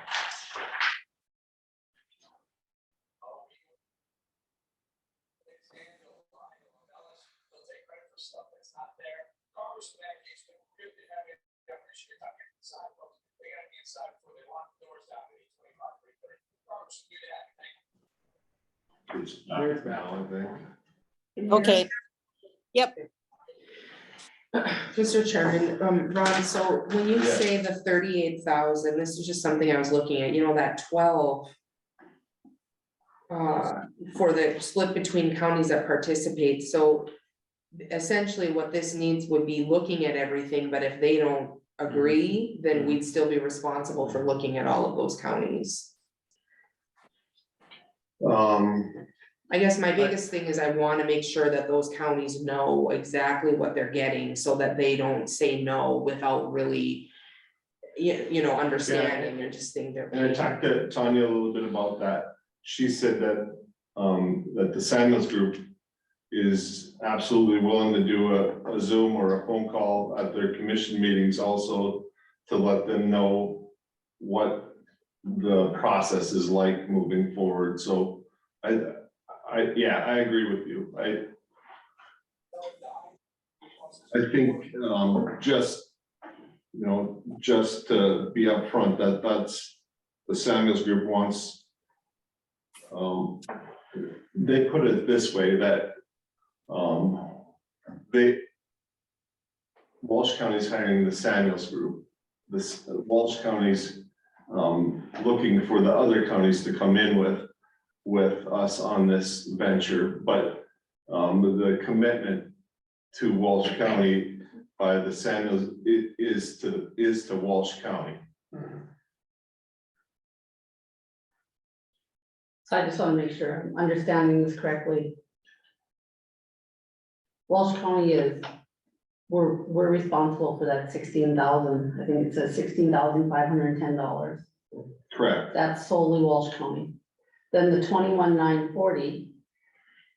That will be solely Walsh counties as well, if no other counties choose to participate. But if other counties choose to participate, they would pay a portion of the 21,940, depending on if we have 2 counties or 4 counties participating. We're not really sure what our portion will be. That is yet. correct, yes. Okay, so really, these other counties, if they choose to participate, they're getting a good deal because we're paying that 16,000 up front. They only have to pay a portion of the 21,940 up front. Is that what I'm understanding? That's the way I understand it. I mean, I hope that they understand that because that's a heck of a deal. I think, yeah, I don't disagree with that, yes.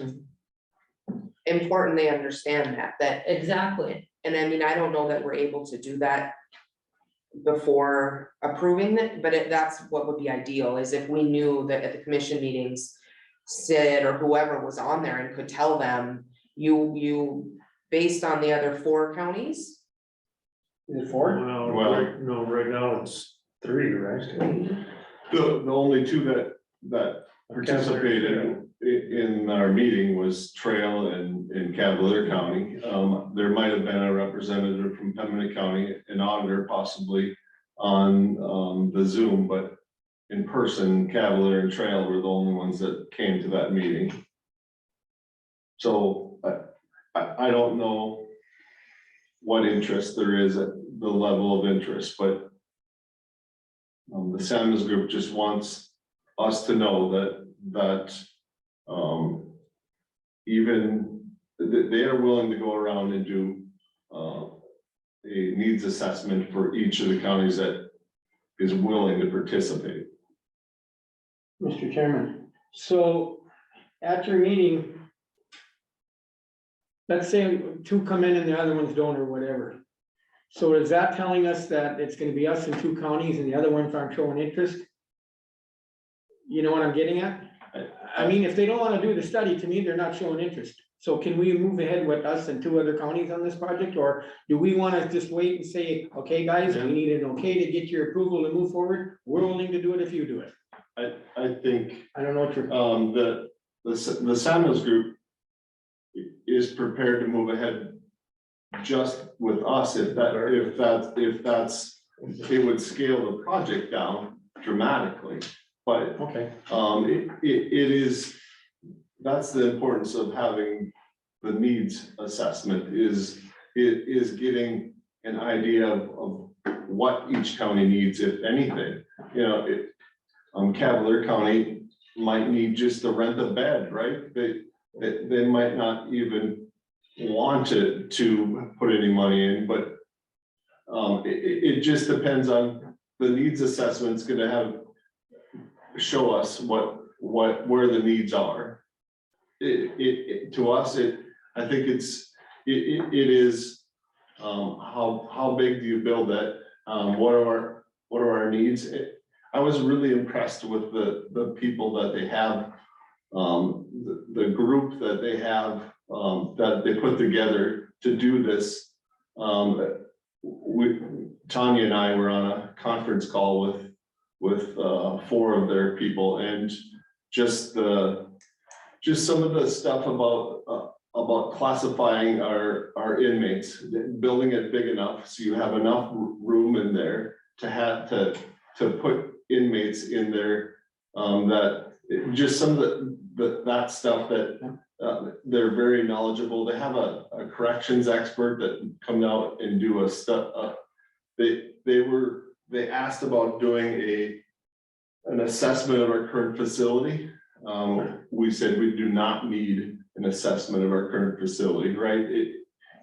But they would come and do a tour of it and get some of the data from there.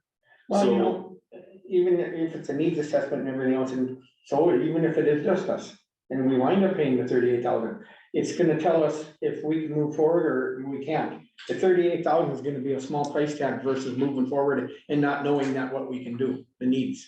So, yeah, I'm not against it, I just. Yeah, no, I think, it is the next step to show where the needs are and what we need to do to move forward with this. The next part, is that exhibit B, if you look at that. And the exhibit B is the communications services that, go along with, after the needs assessment.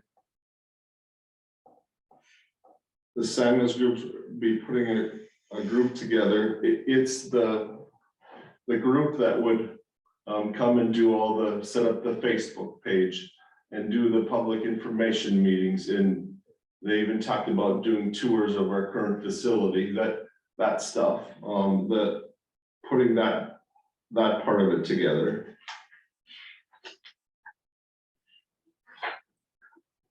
And we wouldn't have to do this until the needs is done, right? That is correct. Okay. Because, so when you look at the estimated cost of that package B, it depends what we choose, it could be 8 to 12,000 something, or else it could be the 25 to 29, counting ads and travel and. Okay, just so I'm understanding it. Yeah. Well, if we're serious about moving forward, I think you gotta do it, don't you? And if we're looking. They even talked about, when to do the election part. Wait, I don't think waiting 2 years for the next election is an option, right? So they talked about doing a special election and doing the factoring that into the poll workers and that sort of stuff into this next part of it also. They said that they would actually prefer to have a special election because it focuses on that issue and it makes it easier to work with just one issue and not distract it with other stuff. Well, if you had another, God knows whatever, but ask for more money on something else or whatever, and it was a negative effect, all of a sudden they're gonna put 2 no's instead of, you know what I'm saying? Mr. Chairman, I guess in looking at these numbers, I mean, they are shocking. Yes. They're shocking, it's hard to think that we have to pay this type of money just to look at the needs and feasibility. However, I don't think we're qualified as a group to do that. I certainly don't think, I don't wanna speak for everybody else, but me personally, I am not qualified to do this. And I think we could waste a lot of money trying to do it. I think that's the one thing about our jail committee, that We know we. just enough to know that we don't know enough. Oh, no. Right.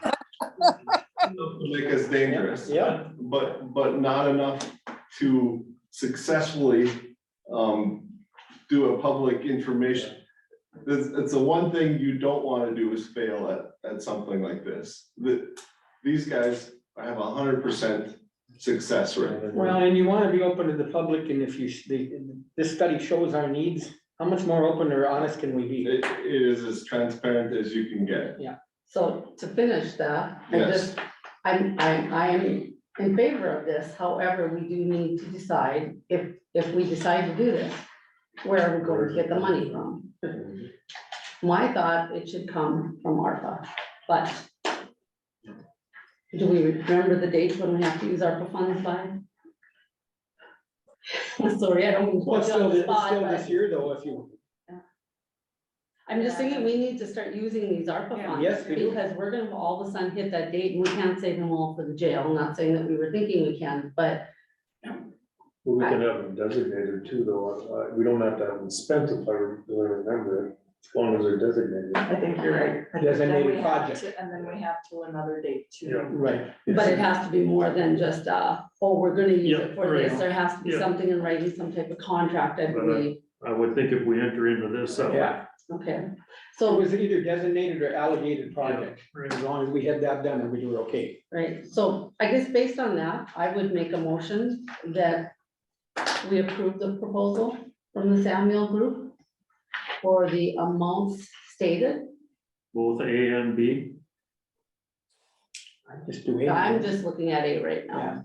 Because B, there's different levels of what we could do.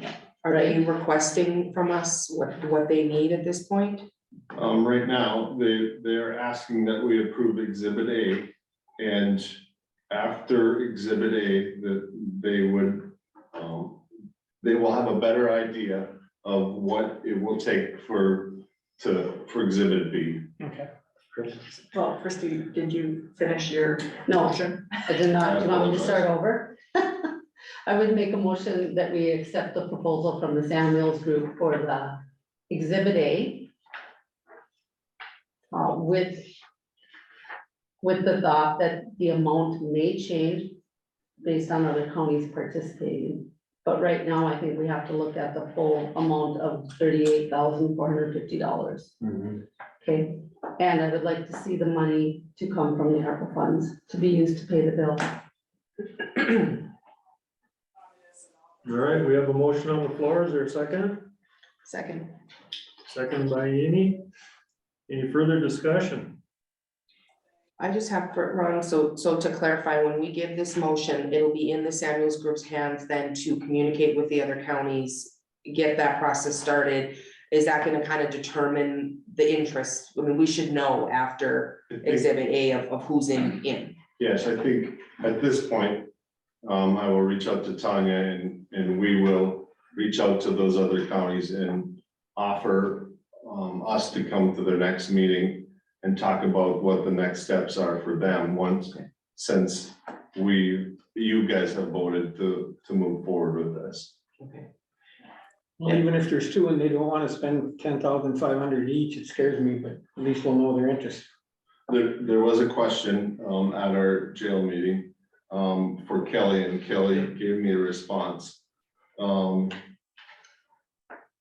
The question was whether we would need to do a RFP for the Samuels Group.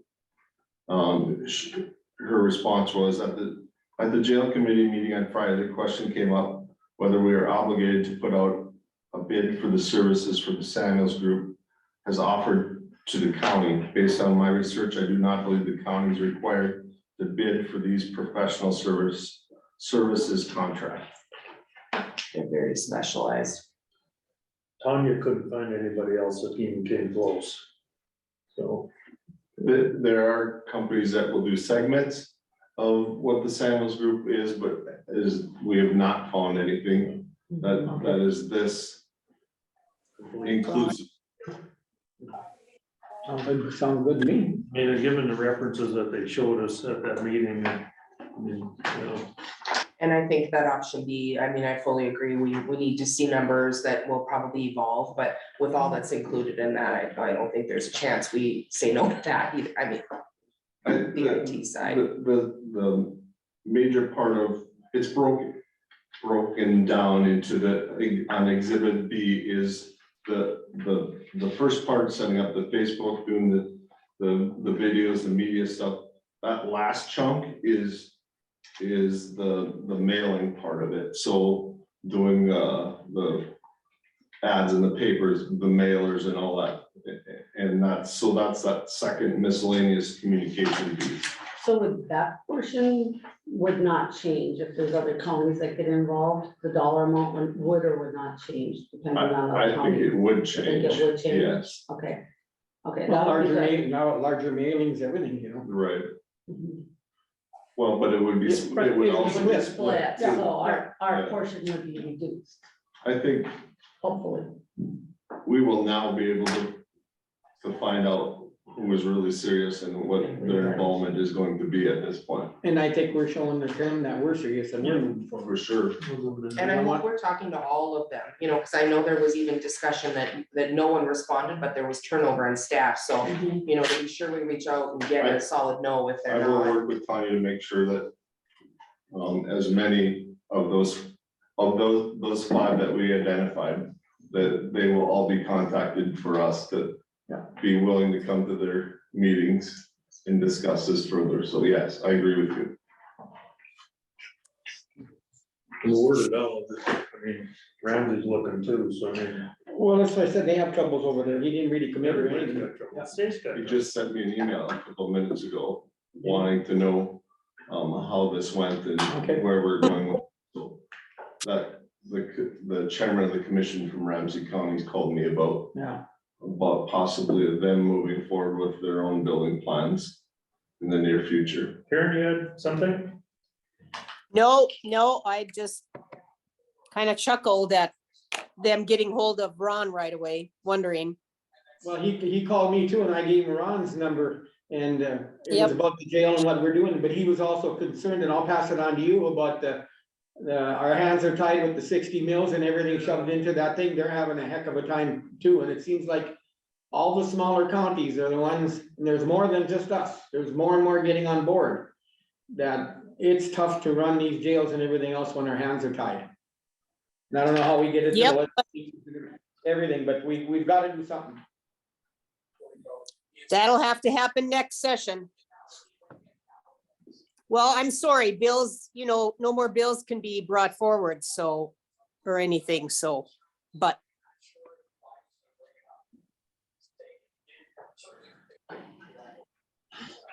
Okay, we have a motion. Mhm. Do we have a second?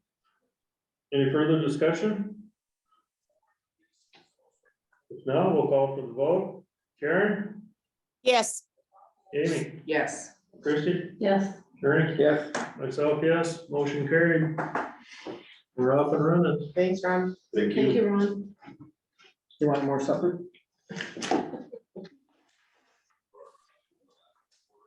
Right.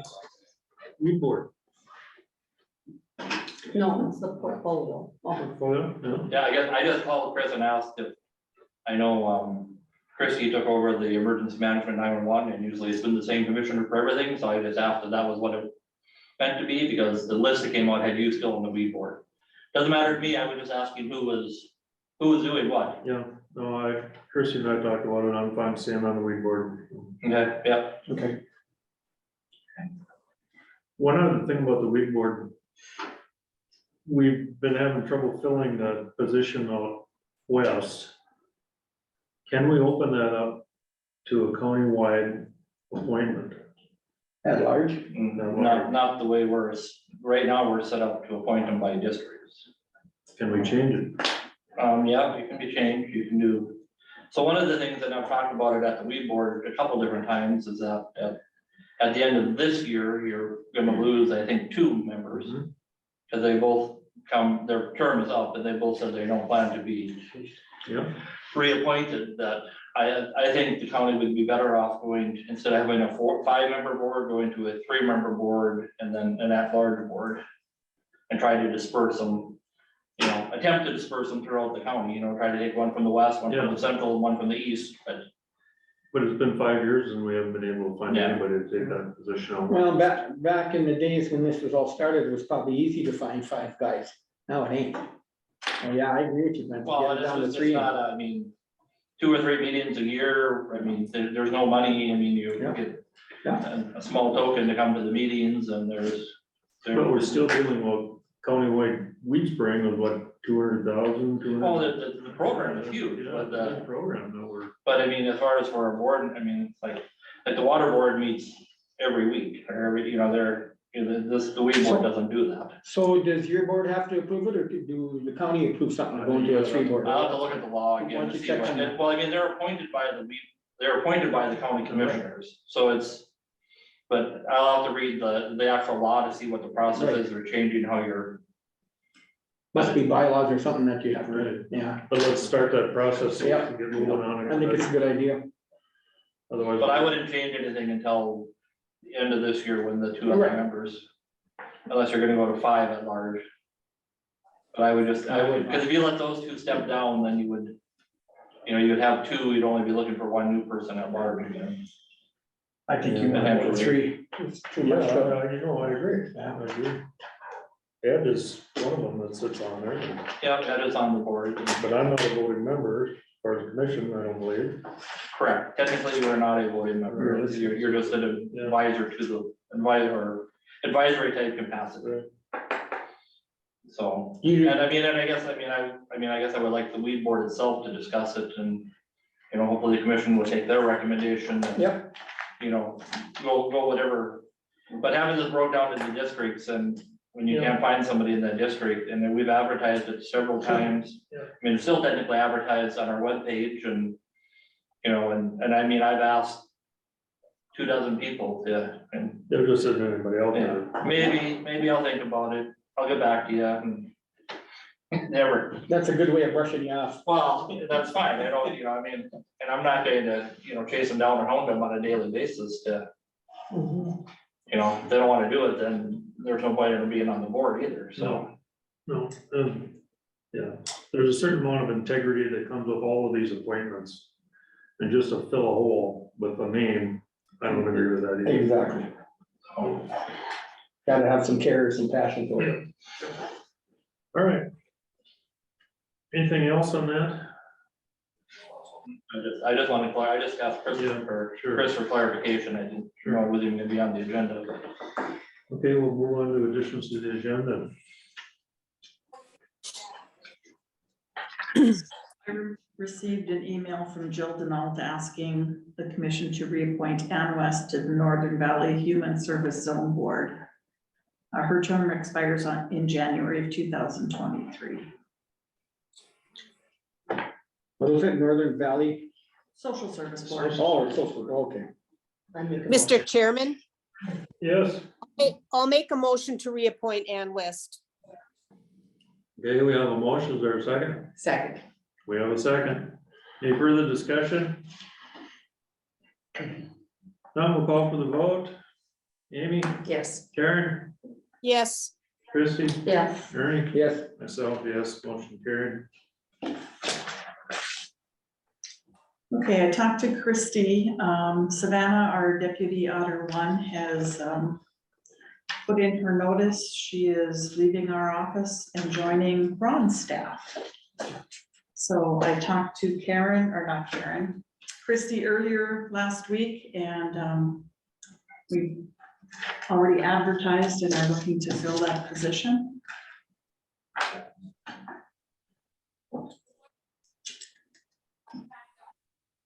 Do you need a motion to?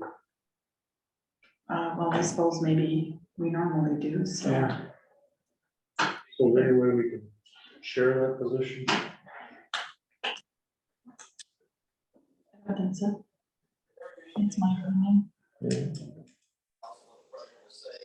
I'd like to keep it on the table, you know, that maybe we can, depending on the type of employee you get, I think we found that with Savannah, you know, she was a quick study, she was a fast worker. So Yes, if we share it with IT. that's what I'm thinking, that's exactly what I was thinking, depending on the employee we get, that might be a good spot for IT, you know, if we get somebody that's really That's capable. capable with computers, comfortable with them, you know, not everybody is, but if we do, it might be a thought.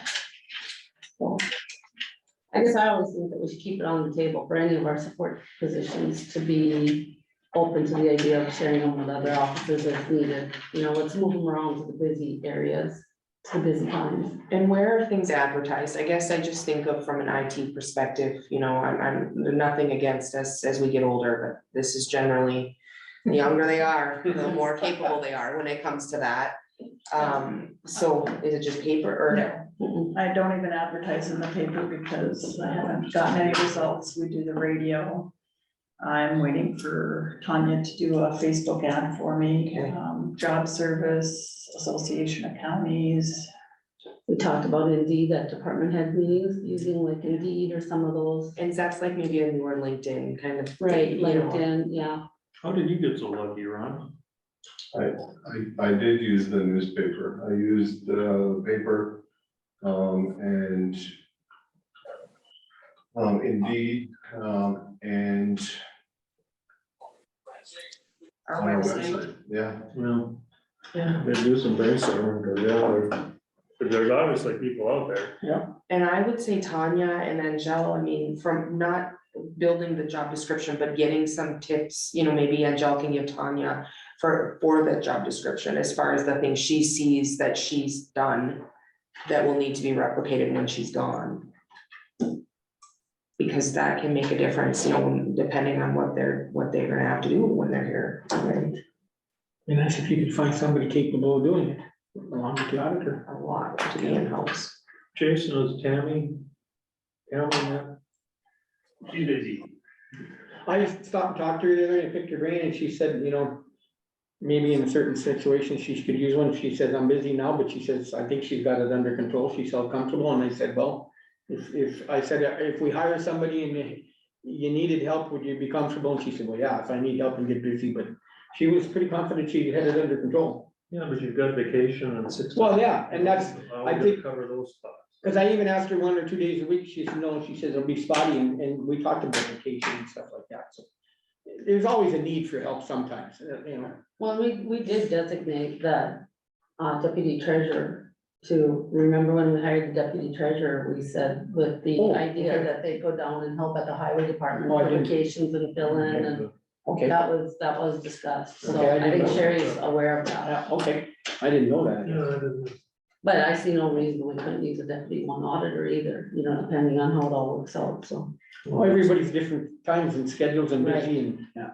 Times up here, she could use somebody coming up here too. Right, so I just wanna see teamwork amongst all of them. Yep. So with that, we do need a motion, so I will make a motion to backfill Savannah's position, or excuse me, deputy one auditor position. Okay, we have a motion, is there a second? I'll second. Second by Ernie. Any further discussion? Now we'll call for the vote. Chrissy, Yes. Ernie, Yes, Karen, Yes, Amy, Yes, myself, yes, motion carried.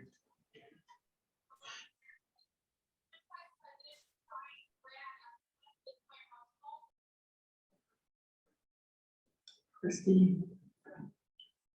Vehicle emergency management is what I have next. Okay. So I added this to the agenda, because I've had some concerns expressed. And I also have some concerns as well, I guess, so. Was looking at the use of the emergency management vehicle or Brent's vehicle, probably shouldn't call it emergency management vehicle, but the vehicle that's provided to you by the county to be used, Brent. And I just did some emails with Brent, asked him, you know, that vehicle, and part of the reason this came up too was, you know, that you need to look for another vehicle because yours is 10 years old, correct? Yeah, I think that's what you said, 10 years old. So his vehicle's 10 years old, 144,000 miles on it approximately. Okay. Having difficulties getting a vehicle through the state fleet. We're not in favor, of course, of just going local. We want to get the vehicles through the state fleet. And some of the concerns, I guess, that I have is, you know, I asked Brent, well, how many miles on that vehicle are used for work and how many miles are to go back and forth to your residence? Because that vehicle is allowed to go back and forth to his residence daily, correct? Correct. Okay. Brent said he doesn't have a log or anything where he can split out the work vehicles versus personal vehicles because he said he's never been required to keep one. So with that, you know, he said he travels, he lived 10 miles from town. 10 miles. Yeah, 10 miles. So it's a 20-mile round trip every day for that vehicle to go from the courthouse to his residence and back. The gas is provided by the county, correct? Okay. So I guess with that, I had some concerns and I did some checking with some other counties. I called 6 other county auditors and asked how it is set up in their county if their emergency manager is provided a vehicle. 4 of the 6 counties said no. What they do is they do not provide the emergency manager a vehicle. They have the emergency manager drive their own personal vehicle and submit a mileage claim. Okay, so that is what 4 of them are doing. 2 of them said their emergency manager is provided a vehicle. However, the employees live in town and they're not sure what their commission would say if the employees lived out of town. One county said, I'm pretty sure it would be a no, that vehicle can't leave town. The other one said, I think it'd be quite a discussion. With that, I mean, when we look at, you know, using that vehicle to go back and forth to his residence, probably about 4,500 to 5,000 miles a year roughly. I guess I was calculating 20 miles a day. if you actually came to work 5 days a week, every week. Right, right, Which so, we don't, we need vacation and storms and so we can up it down a holidays, little and bit. so you're not, and I don't, I mean, there's many times that I don't come this way, I go directly to Bismarck or to Devil's Lake or to Cavalier or wherever I have a meeting or Right, training at, so. right. I guess my concern is we're government. I have an issue with us providing a vehicle like we're a private company. I guess I don't think the taxpayer should be required to pay for the vehicle to travel, for an employee to travel to and from their residence. So my recommendation would be either we leave the vehicle at the courthouse, and then that vehicle can be used by Brent or anyone else that needs it, and the work miles are logged. You know, so there's a log of if you attended a meeting or you went out on a flood situation or whatever it may be, but there's a log.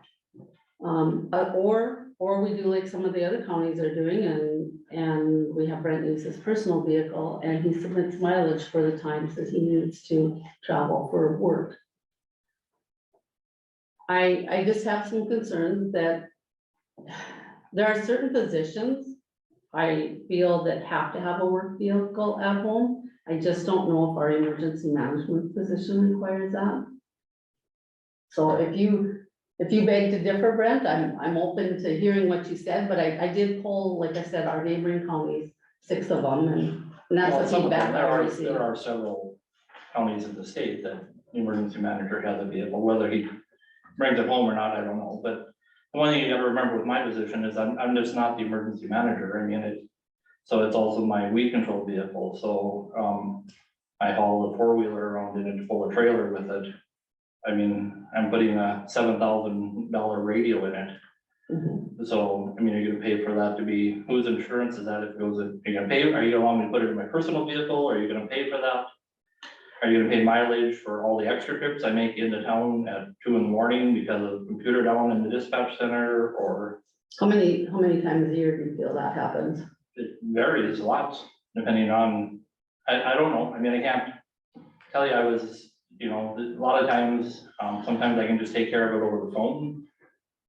You know, I mean, I just had a call in January here where, you know, notified that all the 911 stuff was down, well, I could do some checking from home, determine it wasn't, if it had been down, I would have drove into town, and that was, you know, 2 in the morning. Mhm. And so, I mean, or on weekends when they're having issues, or, a lot of the weed stuff I do before and after work. Because of my other hats, I feel I have to be in the office more times, so a lot of times I go out at 6 in the morning and go meet with my sprayer someplace, I just go find them. Meet with them, check on roads where I want to go, and then I come into the office. Okay, but if that vehicle was here, you could come to the office and take it from here. Correct. I mean, I know it's a little bit of an inconvenience, it's a 15-minute drive in, but I mean, is that possible? Well, anything possible, I mean, it's sitting here in a parking lot in a snowdrift or wherever, I mean, It'd it's. be cheaper for the county though, instead of replacing a vehicle to pay you mileage for. Well, that's what I guess that's what I'm thinking, when we're looking and we can't find these vehicles and it's cheaper, and I mean, there might be some times where you have to use your own personal vehicle, maybe you want to use your own personal vehicle to go to a meal or, you know, go Well, to if a you're gonna meeting leave and it, submit mileage. If you're talking about leaving it sitting here, you still have to replace it. Or, Eventually, but not as soon as we would if you were driving it to and from your residence every day. I guess, Mr. Chairman, you know, you look at our postal service board and everything else, we used to have people driving vehicles and we went away from that. I am not a big fan of people driving their personal vehicles for county work. Liability, what do you do in that? To me, I'm in favor of parking that vehicle here, keeping it here and letting them use it from here. But to ask them to use their, touching a gray line, their personal vehicles, because I was on the social service board before we were with the zone. And that was one of our biggest questions. Yeah, we did have a guy, but we tried going away with it. And same thing with schools. I mean, some of the schools used to have parents drive or a teacher drive their vehicle. Well, you don't want that liability. As a person, I wouldn't want Brent to have that liability. No. And that's the only reason I'm against him driving, and yeah, if he wants to take it once in a while and log, fine, but not a full-time personal vehicle on county business. No, that's not what I was getting at. No, I know, but I'm just stating, I don't feel right with the personal vehicle on county stuff. That's, I'm in favor of, like you said, leaving it here and doing that, but not that personal stuff. So is that the same theory for everybody that has a vehicle then? Well, law enforcement is totally different. I mean, to me, that's totally different. I mean, Highway department or? I mean, what's the difference if he has to get up at 2 a.m. and respond to the courthouse to get a vehicle, or I have to get up at 2 a.m. and respond to the courthouse to get a vehicle to go way back to the west for a hazmat spill or a house fire where they want Red Cross to come in or. How often does that happen, Brent? Can you tell me the last time you had hazmat spill that you had to respond to? Well, there was one not too long ago, but it was during the day, but I mean, like I said there, without going back and looking through my calendar for everything, and Right. I can't off the top of my head. And how about the other one you said, was it fire? What was the other example you used? I don't know. I'm just, I feel like these things So like, are. or like a lot of times, and that's not, but I go to Park River for like the emergency board meeting, sometimes they're at 8 a.m, so I just go from my house to there. And Am I supposed to come to I, Grafton and get the pickup and then go there, or what is? okay, well, as far as. I'm not emergency trying to, board- I'm just pointing out that there was, this discussion's been held before a little bit, that it's. I'm not, if I was in Grafton and it was easy just around up here, I'm not in Grafton, sometimes it's. Right, I guess my thought is on those, for one thing, those FSA emergency board meetings were maybe 2 a year. Yeah, tops. no, they're I mean, not. They're not often. But no, they're It's not, like but it's a lot. there's. No, to me, in a case like that, you could use you're close to Park River, right, maybe 5 miles away, I don't know what I mean. It's about the same. About the same, It's 10 miles eight- away. eight or I mean, whatever. Couldn't you, if you wanted, you could use your personal vehicle and just submit mileage for something like that. I mean, we're driving to a meeting, we're not going out to the field to do work, we're driving to a meeting. Amy, Well, that was kind of what I was saying, is that from meetings and such, you would track mileage. If you're Right. using the county vehicle, you don't track mileage. Right. I've noticed in company positions in such, granted, that's like sales and bigger companies, but they're going more to that. Well, and that's a liability issue too, because, guys driving around the weekends and everything else, and I'm sure you've used the county vehicle on a weekend maybe somewhere, and now you're putting the county in a liability position. And that's why you look at the John Deere's or you look at the Simplots. Those pickups are parked there overnight. They come to work and then they use it. And that's a lot, I do a lot of traveling around the country with my job. And I'll tell you, there's a lot of pickups parked at those places overnight now, just because of liability. So it's a double-edged sword, Karen, you have anything to add?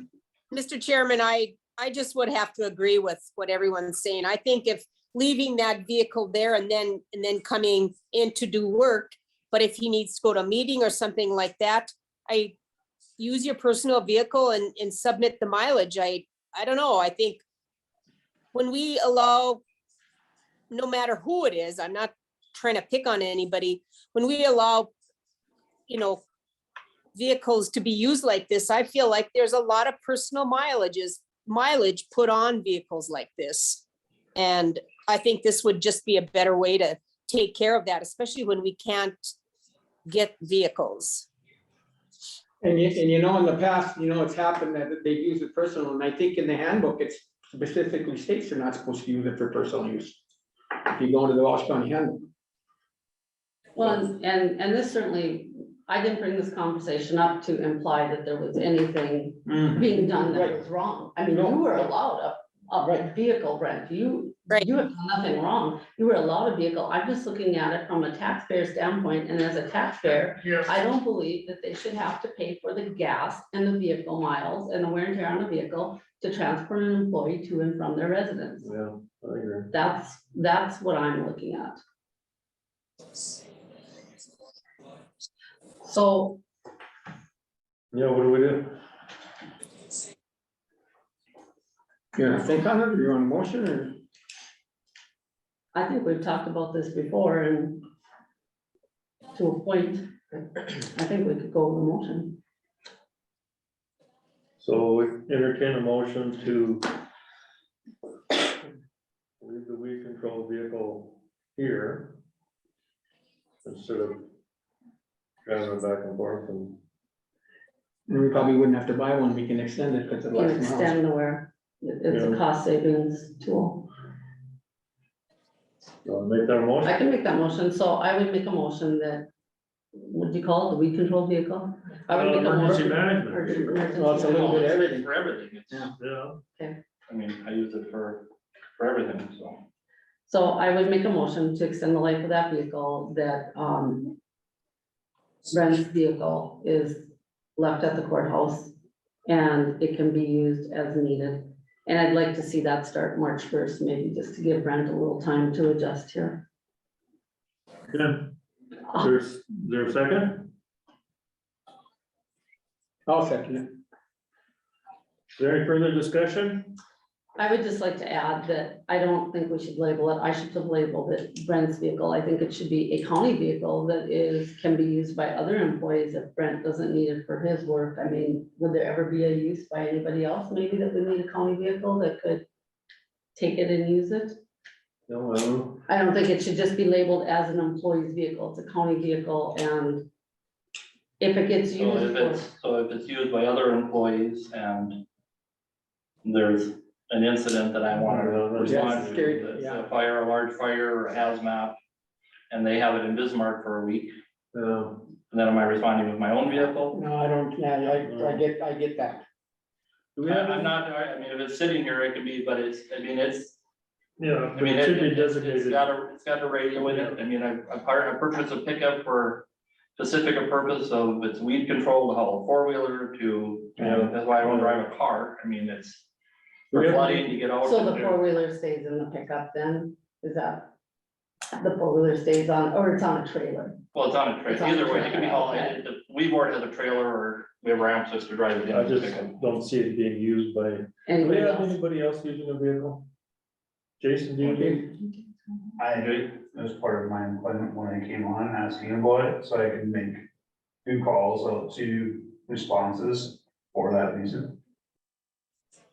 You use your personal vehicle, don't you, Ed, when you go tax abatements or whatever? Sometimes, last year for the equalization meetings, I did use one of the highway department vehicles. And that's okay, I'm just, Month of April. So there are But other I mean, as vehicles. far as driving it back and forth to work. Yeah, I drive the highway department vehicle back and forth from my house to here.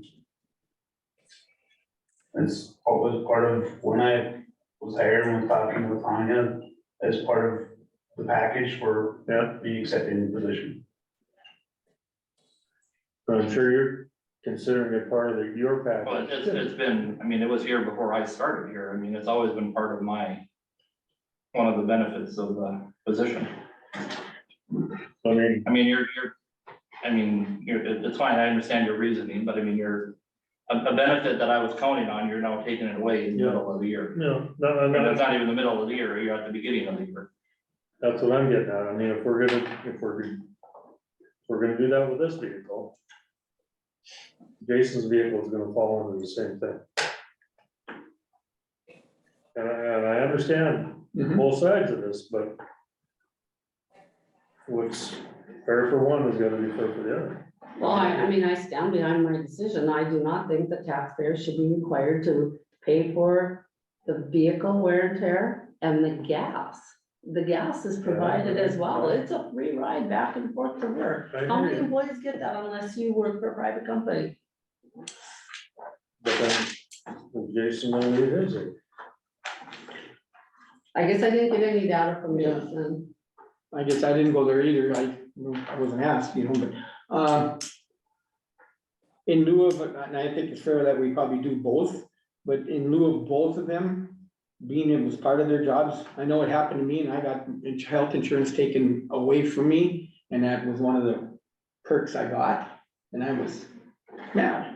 And so, in adjustments of salaries or something, I really think that to be fair to them, if we're gonna make them and take the vehicle away, we probably should look at somehow a compensation or something to cover some of that. Cause it was part of what they were hired with and they were guaranteed. Now, and I get you taxpayers, but yet we're penalizing them guys a little bit, or whoever it was. Cause when you hire somebody and you get this and you get this, and all of a sudden you take it away, you lose something. And I'm not saying we gotta fully compensate, but I mean, to me, they should be maybe getting something because we are taking it away. I mean, face it, we're saving money. So if we're going to give them some type of compensation for gas money or something to drive back and forth to work, are we gonna do that for every employee? No, not gas money, but you know, it's a fine line. You hired him and promised him that, now we're taking it away. So this is in writing in their contracts? Well, it was in there, not in the contract, but when we hired Jason, it was in the whatever, when you write up the job description. An employee vehicle. Yeah.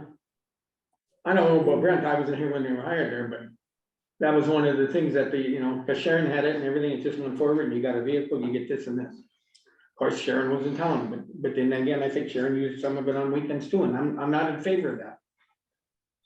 Well, I guess when you look at a mileage log, you are giving them compensation when you're doing a log. You're having them track it and you're giving, that's what they're getting. And they're not doing that now because they have a vehicle.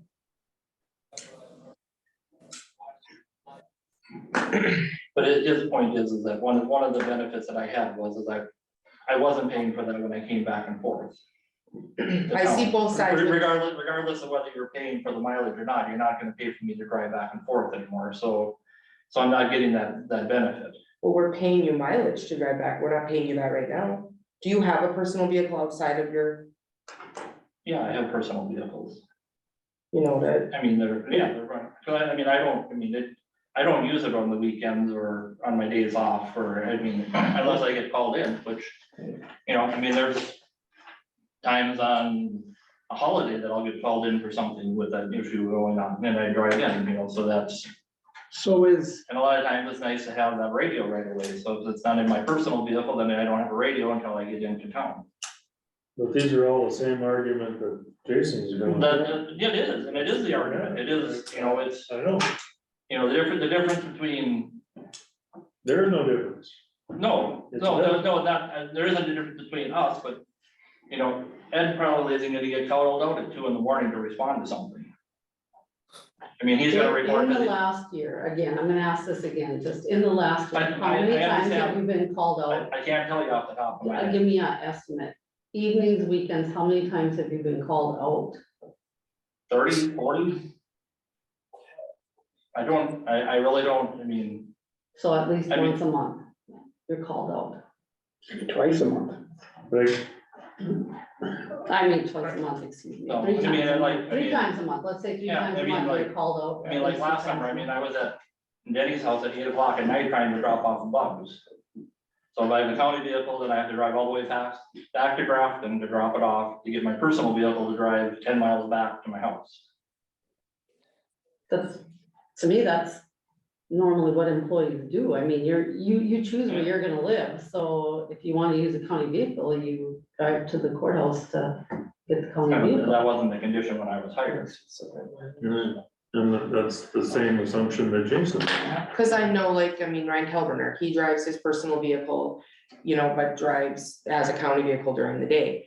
You know, on the other end of this, Jason's in a supervisory role, and is that in a different realm with Brent, and, you know, for both of you, I agree with that, so.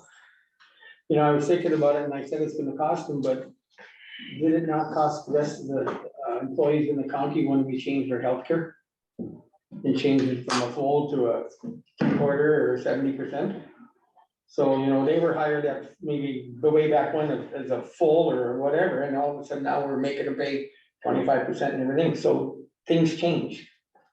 You know, and that was a benefit to them at the time, and you know, we paid a full one, and now we're paying $325. That's a huge benefit. Yeah, so I don't, I got mixed emotions on this, I really You do. ever paid full health insurance? No, I'm just using the example, Yeah, you know, I but, mean. you know, through the years, the healthcare and your percentage of whoever's in what, it's changed.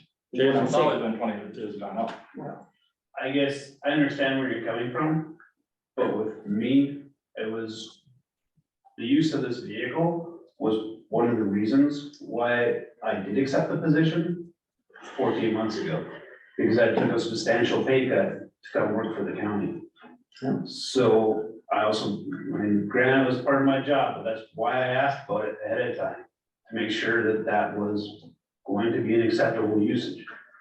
I have been called out many times. Do I have a track of it? No, but during the flood, every day, I was out for something. I've gotten calls up from deputies about trees on the road. Well, I can call and try and get one of my guys up, or I can take my personal saw and go up and cut it from where I am. That's multiple times I've had to do that in response to different people, for people in the ditch or whatever. This year, I haven't had to do any of those calls. We've had one time so far, that we've had to send somebody out at night. And on that instance, I sent 2 plow trucks just because of the area they were in. They were on a minimal maintenance road. To have somebody go with a pickup was just gonna waste our time. If they got stuck with a plow truck, I needed another plow truck to get them one anyway. So this year is different than last year, but we've get those calls so far. We're not out of it yet, but to me, that was part of my compensation package when I took this position. So I guess I didn't realize that. I wasn't in on your interview. I did not know that at the county that we're in business of making a vehicle part of the compensation package. That kind of shocks me. But I did not realize that happened, Jason. and I only drive it, like I said, from there to here. I understand that instance is part of it. I said, but if it's a personal, there's personal days where I have to take a kid to an appointment or something. I drive a personal vehicle in here and I go. That doesn't go to any personal stops. If I'm going from here home, have I stopped at the grocery store and picked up something? Yes. But it's, I mean, it's on my route. So whether I'm on my personal vehicle or this one, I guess I don't. It's but- common sense. Yeah, it doesn't go to appointments, it stays here. Or at my, parked at my house, so, I don't know, I guess it's on a GPS, so you can pull it up, I can pull it up or show anybody where it's been, if you want to see it. Is yours on GPS as well, Brandon? No, How come? When it's a county vehicle? well, because he did it with his department or he's monitoring his department, I would never. Sharon had it set up for all our pickups and trucks or GPS. Yeah. So, any further discussion? We have a motion and a second.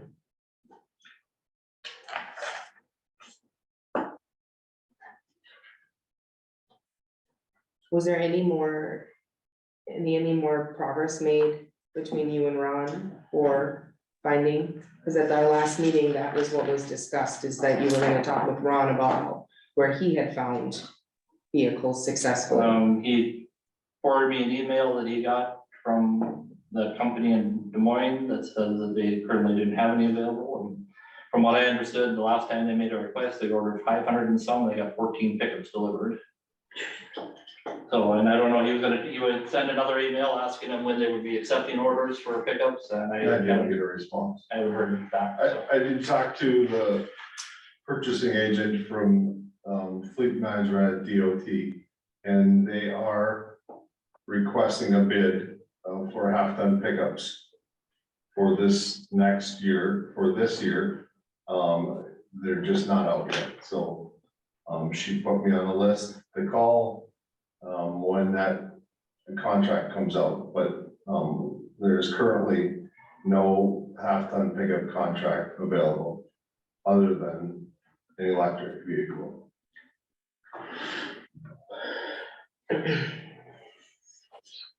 Mr. Chair, We got a motion on the table. Yeah, Mr. Chairman, just Ernie's got the floor. I guess, being on portfolio over to Jason, being we got just a motion on grants now, I would like to, being it's my portfolio, call other counties and see what they're doing, if the county superintendents and the highway are having a vehicle or not. I mean, she did it with them and most of them weren't, at least this, it'd give us some direction, because I do feel there's more need for Jason to have it. Because he goes out a lot more and stuff and everything, but I would like to look into it before I decide. And just get a feel of what they do, you know, the need, I mean, Jason during the flood and everything, I know where he was, I got calls every day. different times of the days and everything else. Well, And I know it's two different precedents, but there is a need sometimes. And 90% of the time, every time he's out on the flood, I'm out on the flood. This was this year was an exception to the rule because yeah, I had no roads in or out of my place. I couldn't even get out of my yard and my house was standing in water. So no, I was not as active this year, but normally I am out that whole flood period driving around. Or sitting in my office taking phone calls or. Chair recognizes Karen. Could I have the motion read again?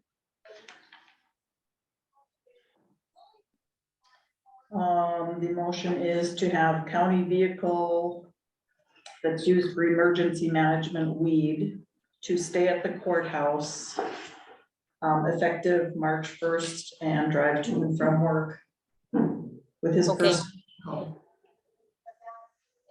Okay, thank you. Well, we'll call for the vote. Amy?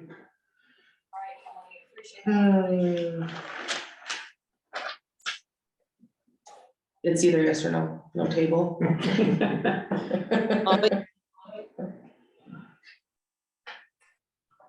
This is just pertaining to Brent's right now? Yep. That's all we have the This is motion the for. motion, that's the way the motion read. Yeah. I'm gonna say yes. Christie? Yes. Ernie? Yes, Karen? Yes, I'm gonna vote no. So the motion carried. So Brent's vehicle will stay at the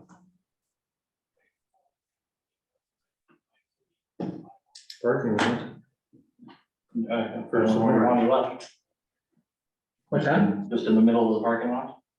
Wherever, in front of your building. I keep, personally, I'd prefer it stay closer to the admin building, because we do have snow removal that goes through that portion to. Where do you keep your highway vehicles that other employees can use? Where are those? At the shop, Inside? no, part outside of the shop, we don't have room to put our vehicles inside. Okay, so would it be So- possible to put another one there so we could have them together and instead of having it in the courthouse lot? Yeah. I guess I said courthouse, but I was kind of thinking. Don't we have sheriff department vehicles sitting out there? yeah.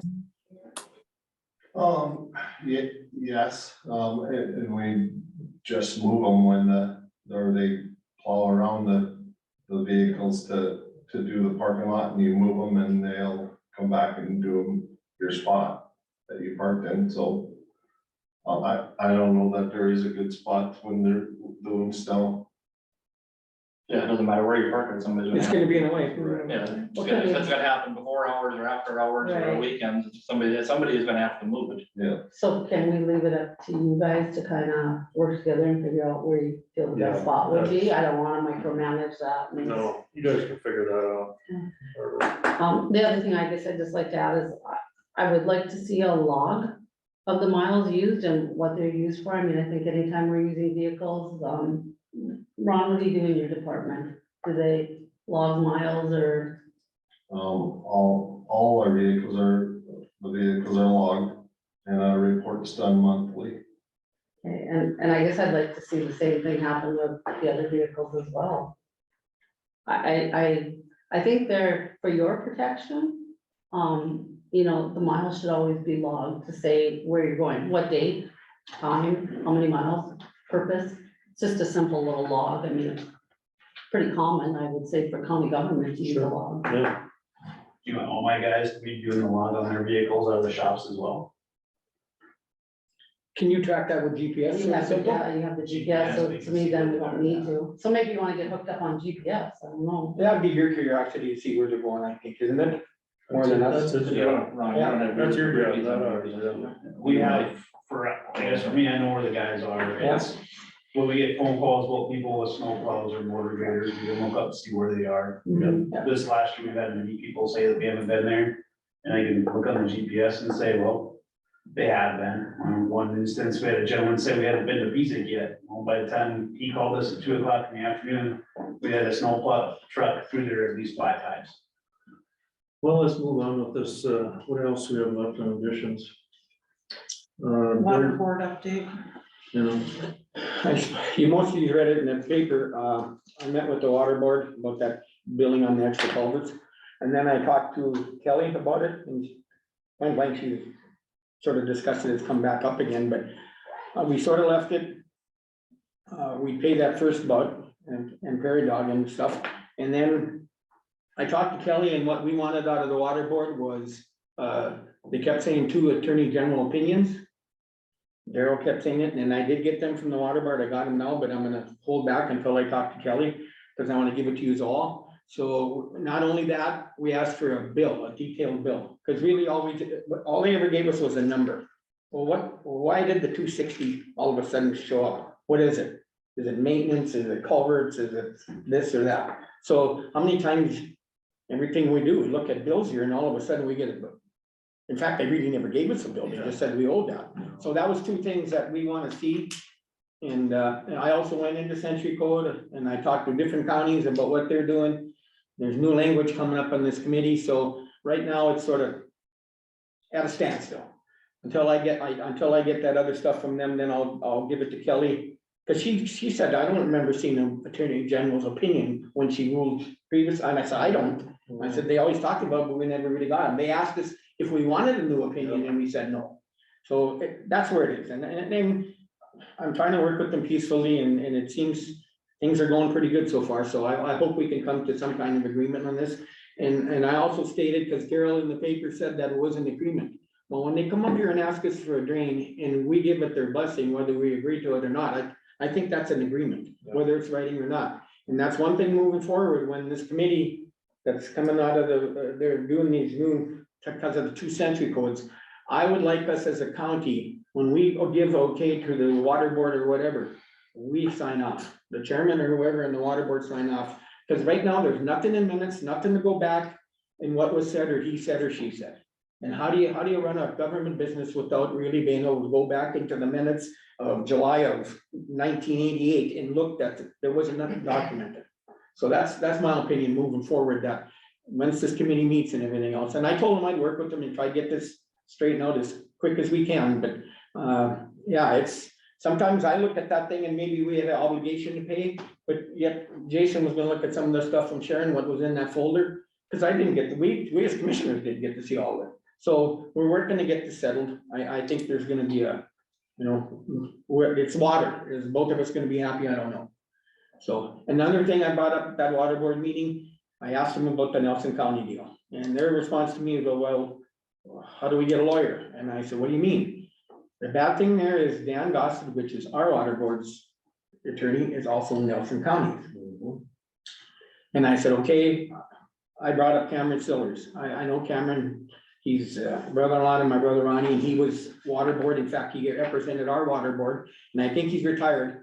I'm gonna try, I knew he was busy and gone for a while. I think he's in Florida, but I was gonna try, I told them I would try to talk to him and see if he would do something for us. Because I said, we can't be having this. So that's about all I got on the water board is, I just met with them and trying to move forward with some of this stuff, so. Sure. Sorry, Chairman, I just wanted to ask Ernie about, it was in the paper and I got a phone call, I forgot about it, but from Chris Burnaby on that County Road 15. And he gave me some backstory on that, and I don't know what, but he basically said that what was done 3 or 4 years ago, they're trying to put underneath without the extra studies to be sure things are bulked up down the road. He gave me kind of the full backstory and is really concerned that you're gonna have some Rudnick brothers after you legally if things aren't done right. Back when that was all happened, some of it was, I don't wanna say under the table, but when they did that, Rudnicks were never included. And it got sort of slipped all through there, so you can listen to his story, but you can listen to other ones, and I'm not, they're gonna do a study, there's nothing, and Jason can add to this, there's nothing that we're really moving forward with. We're looking at if it can handle it, the water and whatever. Okay, so it's being done right. So, yeah. Jason. I met with Chris Burnaby and Brad Norlock today for about 45 minutes. Okay. We discussed this, and I told them there is nothing that is happening. And Doug has been brought in on the same thing, that the hydraulic study that we're doing, when we get an estimate, don't have it yet, so I couldn't bring it to the commissioners today. When we get the hydraulic study done, it will determine the size or if a culvert's put in. There is no guaranteed culvert going in. This culvert was not something that was left off the initial plans. This culvert was something that was thought of after the initial plans. It's the same water that's going through and from the same 6 sections. It's no different. We're taking a look at it. The same people that did the study for them are doing the study for us. I've sent an email to Zach addressing their concerns today. So there's nothing done on this. Okay. And there's nothing granted, there's nothing per saying it will happen or won't happen. Only thing I did talk to Doug about is saying that he already has the culvert purchased. So he's had it purchased for a year. I told him, depending on what happens to make things right, we could, if it doesn't happen, we buy the culvert off of them and put it in our stockpiles. Or something to make things right that way, being they had initial goals before we took it back. Yeah, I don't know, that article in the paper almost sounded like we're moving forward and it just, we're a study. And I said, everybody, oh, it's water. All of a sudden, everybody gets shocked. And I said, no, we're just looking into it. I said, there's no promises about putting a culvert or anything else. We're looking at a study to see if it's right. And I mean, the thing about that area, it never really permitted whatever, like the water board, it's not a drain. And there was never really permits either. The permit that they do have. Right. is not affected one way or another per people at the Department of Water Resources, which used to be State Water Commission. Us adding this culvert has no bearing on their permit. It does not affect their permit. Their permit was granted, their permit is good. Because as far as they're concerned, at the Department of Water Resources, it's the exact same area. It's not the new area that's being added into that flow. It's the same drainage, it just might move it from one ditch to another one a little bit faster. You're not adding more water to it, basically. Christie, I just had a question. I received a call from Chris Beardy as well. Was there, obviously, there must have been a study done when these original culverts went in. Did the county pay for that study? Or did they? They did. The individuals did. That was my The local understanding. farmers. So the Yeah. question is now, why would the county pay for this study? And not the individual farmers? I can't say why before it wasn't paid by the county. I don't know that. I can't speak for why, how it was paid for, why it was done that way. Right, because I couldn't answer that to me I either. can't answer that. All I can answer is anytime that since I've been in charge of the department, anytime there's a culvert that is in our jurisdiction, we've done the hydraulics on it. I've talked to KLJ, we made sure the hydraulics are done, so that we're not affecting anybody. If the hydraulics come back and say that we can't put in the culvert, we don't put in the culvert. And if it says that we can put in that culvert, but we have to put in 7 more culverts, that culvert's not going in. We don't, the impact would be too great at that point, because we don't have funding to change all those culverts. We have enough culverts around the county to replace. Just to do it because we're adding one doesn't make sense. I mean, it's no different than any business would be running it as far as I'm concerned. You have to look at the cost benefit analysis. all right, what else? We've got delinquent tax properties. What do we do with those? I got a call from Marin Adams. And they got a building, I wonder what we're gonna do with it. Is it the counties? That's what we said. I don't know, it's the old grocery store in Adams, I wasn't aware that we got. Yeah, it we back. took that, that was just this year. Yeah, We just okay. took it back. And they're wondering what our plans are. What do we do with it? We must have other buildings sitting around too, I'm sure, don't we? Probably. I know we've paid for some destruction of some. I know years back it was Peasic. I think that one was a house, it cost us $1,500. And, you know, it's sad, but, you know, to me, it's our responsibility to be good neighbors and everything, and that's why I always say, as a county, we don't want to own property or buildings, but, yeah, I don't know. And is it frowned upon, I mean, from a control burn or local fire departments for training purposes, and they don't like to do that? So There might be asbestos in there. There is no way you can do that anymore. No. Even on a farmstead, you need to get a permit. Yeah. And quality control, it is almost impossible to do any controlled burning anymore. I think the city of Adams got in trouble. Yep. For doing that, so that, yeah, that's not gonna happen anymore. And that's gonna probably be more costly than the house. Jason? Just to do the depth when we're looking at possibly, the destruction or burning of the school, we had to go through DEQ to get different things, because you have to check for lead, you have to check for asbestos, you have to do all of those. So it's not that simple anymore. How do we answer? Well, I said, how do we answer them? I don't like the idea of us leaving abandoned buildings there. I think we need to do our due diligence, and that's gonna cost us money, but I think we have to remove them. I brought it up 5 years ago in Bismarck when we were up to that, the state with all the money. I said, why don't we help some of these small towns and take these abandoned buildings? Right. Never went anywhere. And it is, it's concerning to these small towns, but these small towns don't have money either, and then guess what? It gets turned back to us. Now we got it. Jason? We take a look at that, I'm just gonna let you know, because I got a phone call yesterday. Get ready for a phone call from Farmington Township in regards to Nash. The school? Yeah. See, so what do you do? And now where do we come up with the extra money all the time? Well, we gotta have a plan, because it's gonna be an ongoing problem. That one is not back in taxes, so. No, and I don't know. With that one is, I don't know what you do with that one, so.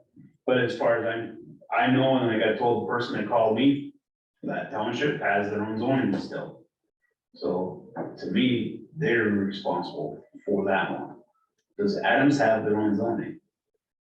I mean, yeah, we own it, but due to back taxes, but to me, there has to be. It's a zoning issue. Good point. Can you check on that then, Denny? Well, they have their own, they have to have their own zoning, their city, we don't have their Oh, okay. zoning rights. So then it's their responsibility?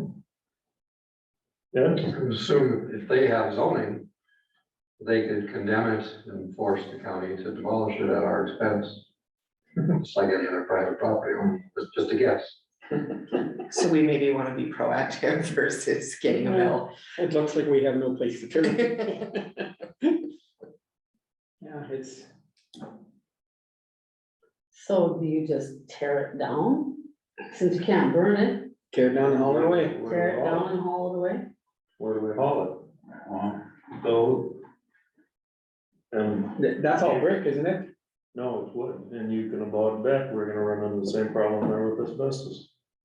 no, from my experience with Parks and Recreation, even if the building's being moved from a different area, you have to have the asbestos removed first before you can get rid of it. If there was lead paint, you could get it off in a writing saying that they're moving the building and they have to do it, but anytime there's asbestos, they'd have the asbestos removed first. And that's why Adams doesn't want to touch, that they got in trouble with burning a couple houses in town, and that's what it was. So. We can't sell it for $1. Yeah, Does asbestos burn? it does, but that's what got, Adams was sitting with a $13,000 fine from EPA because they burnt this house. Yikes. And we've got an individual up there that thought they should be able to buy that house for $1, and they'll do the Yeah. same thing with the store. Mm.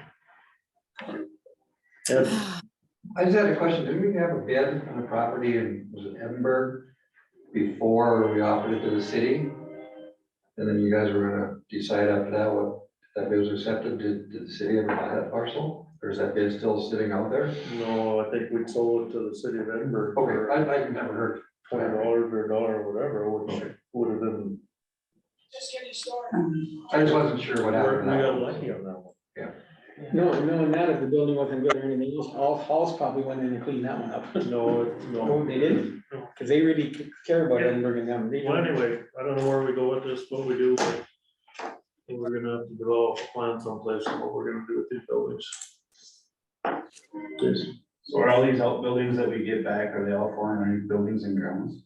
Or what? Are they all following buildings and grounds of the highway department, or what are we doing with those? You're the only one that has equipment to tear them. And the money. One guy to go mow it too, though, I mean, afterwards and afterwards. Can we I mean, sell, once the building's off, I can would we think sell, there's no, be able I to think- sell. then we could sell the lot for. Nobody wants. Then the to. Well, not right now. Right. Yeah, I assume you're gonna do it today. Vicious circle. Well, where do we go without it? We're gonna have to have something for, I guess for a policy, because I think. Well, when I mean, Jason and I both attended Nash, and that's just such a sad sight for us, but I remember talking to JR before my commission race even, and I just asked him, like, what, we can't do anything, and he just said there's nothing in place to be able to, so is that something we need to consider starting the process of, so that, you know, I don't know, that will hopefully evolve and figure itself out, but so we don't have another Nash in Warsaw or in, I don't know, do we involve JR and Kelly to say what's our first step to? Yeah. You have the same thing in Auburn, I believe. We probably got that in all little towns I around the think we county. go to just about every town. And exactly, once we do this one, you know where they're all coming. Yeah, exactly. Hey. I probably know the person who has that place in Warsaw. I don't know if it's in Warsaw, I just said. Well, let's do some thinking on it. Maybe we'll put it on the agenda for the next meeting then. We're gonna have to start adding it into our budget. Prairie dog cover road, bridges and buildings. No, unfortunately. So All right. Jeff from Ramsey County. We pretty just talked about it already. Jeff Fritz. Fritz, Yeah. when he was at the jail, that was when we were talking about Ron, I talked to him and I did. Oh, okay, I didn't know that. Yeah, that's. I will follow up with him too. Yeah. He sent me an email too. Basketball coach is a commissioner up there. I'll call him too. While you're talking on our commissioners, why don't you ask them what they're doing with, when you want to take buildings? Absolutely. I don't know. Yeah. Well, we can't be. Start somewhere. No, well, yeah, right. We're not the only ones. So maybe I'll talk to associated with counties too. Yeah, maybe we could reach out. All right, any further business? If not, we'll declare it adjourned.